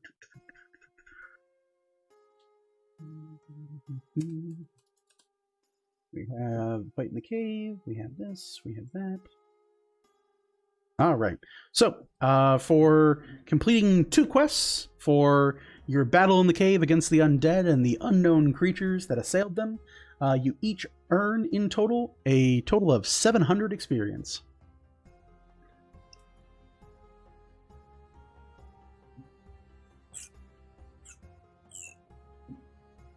And if someone wants to put it in the Discord for when Morgan returns, that way she has it as well, and you guys can all be on the same pathing.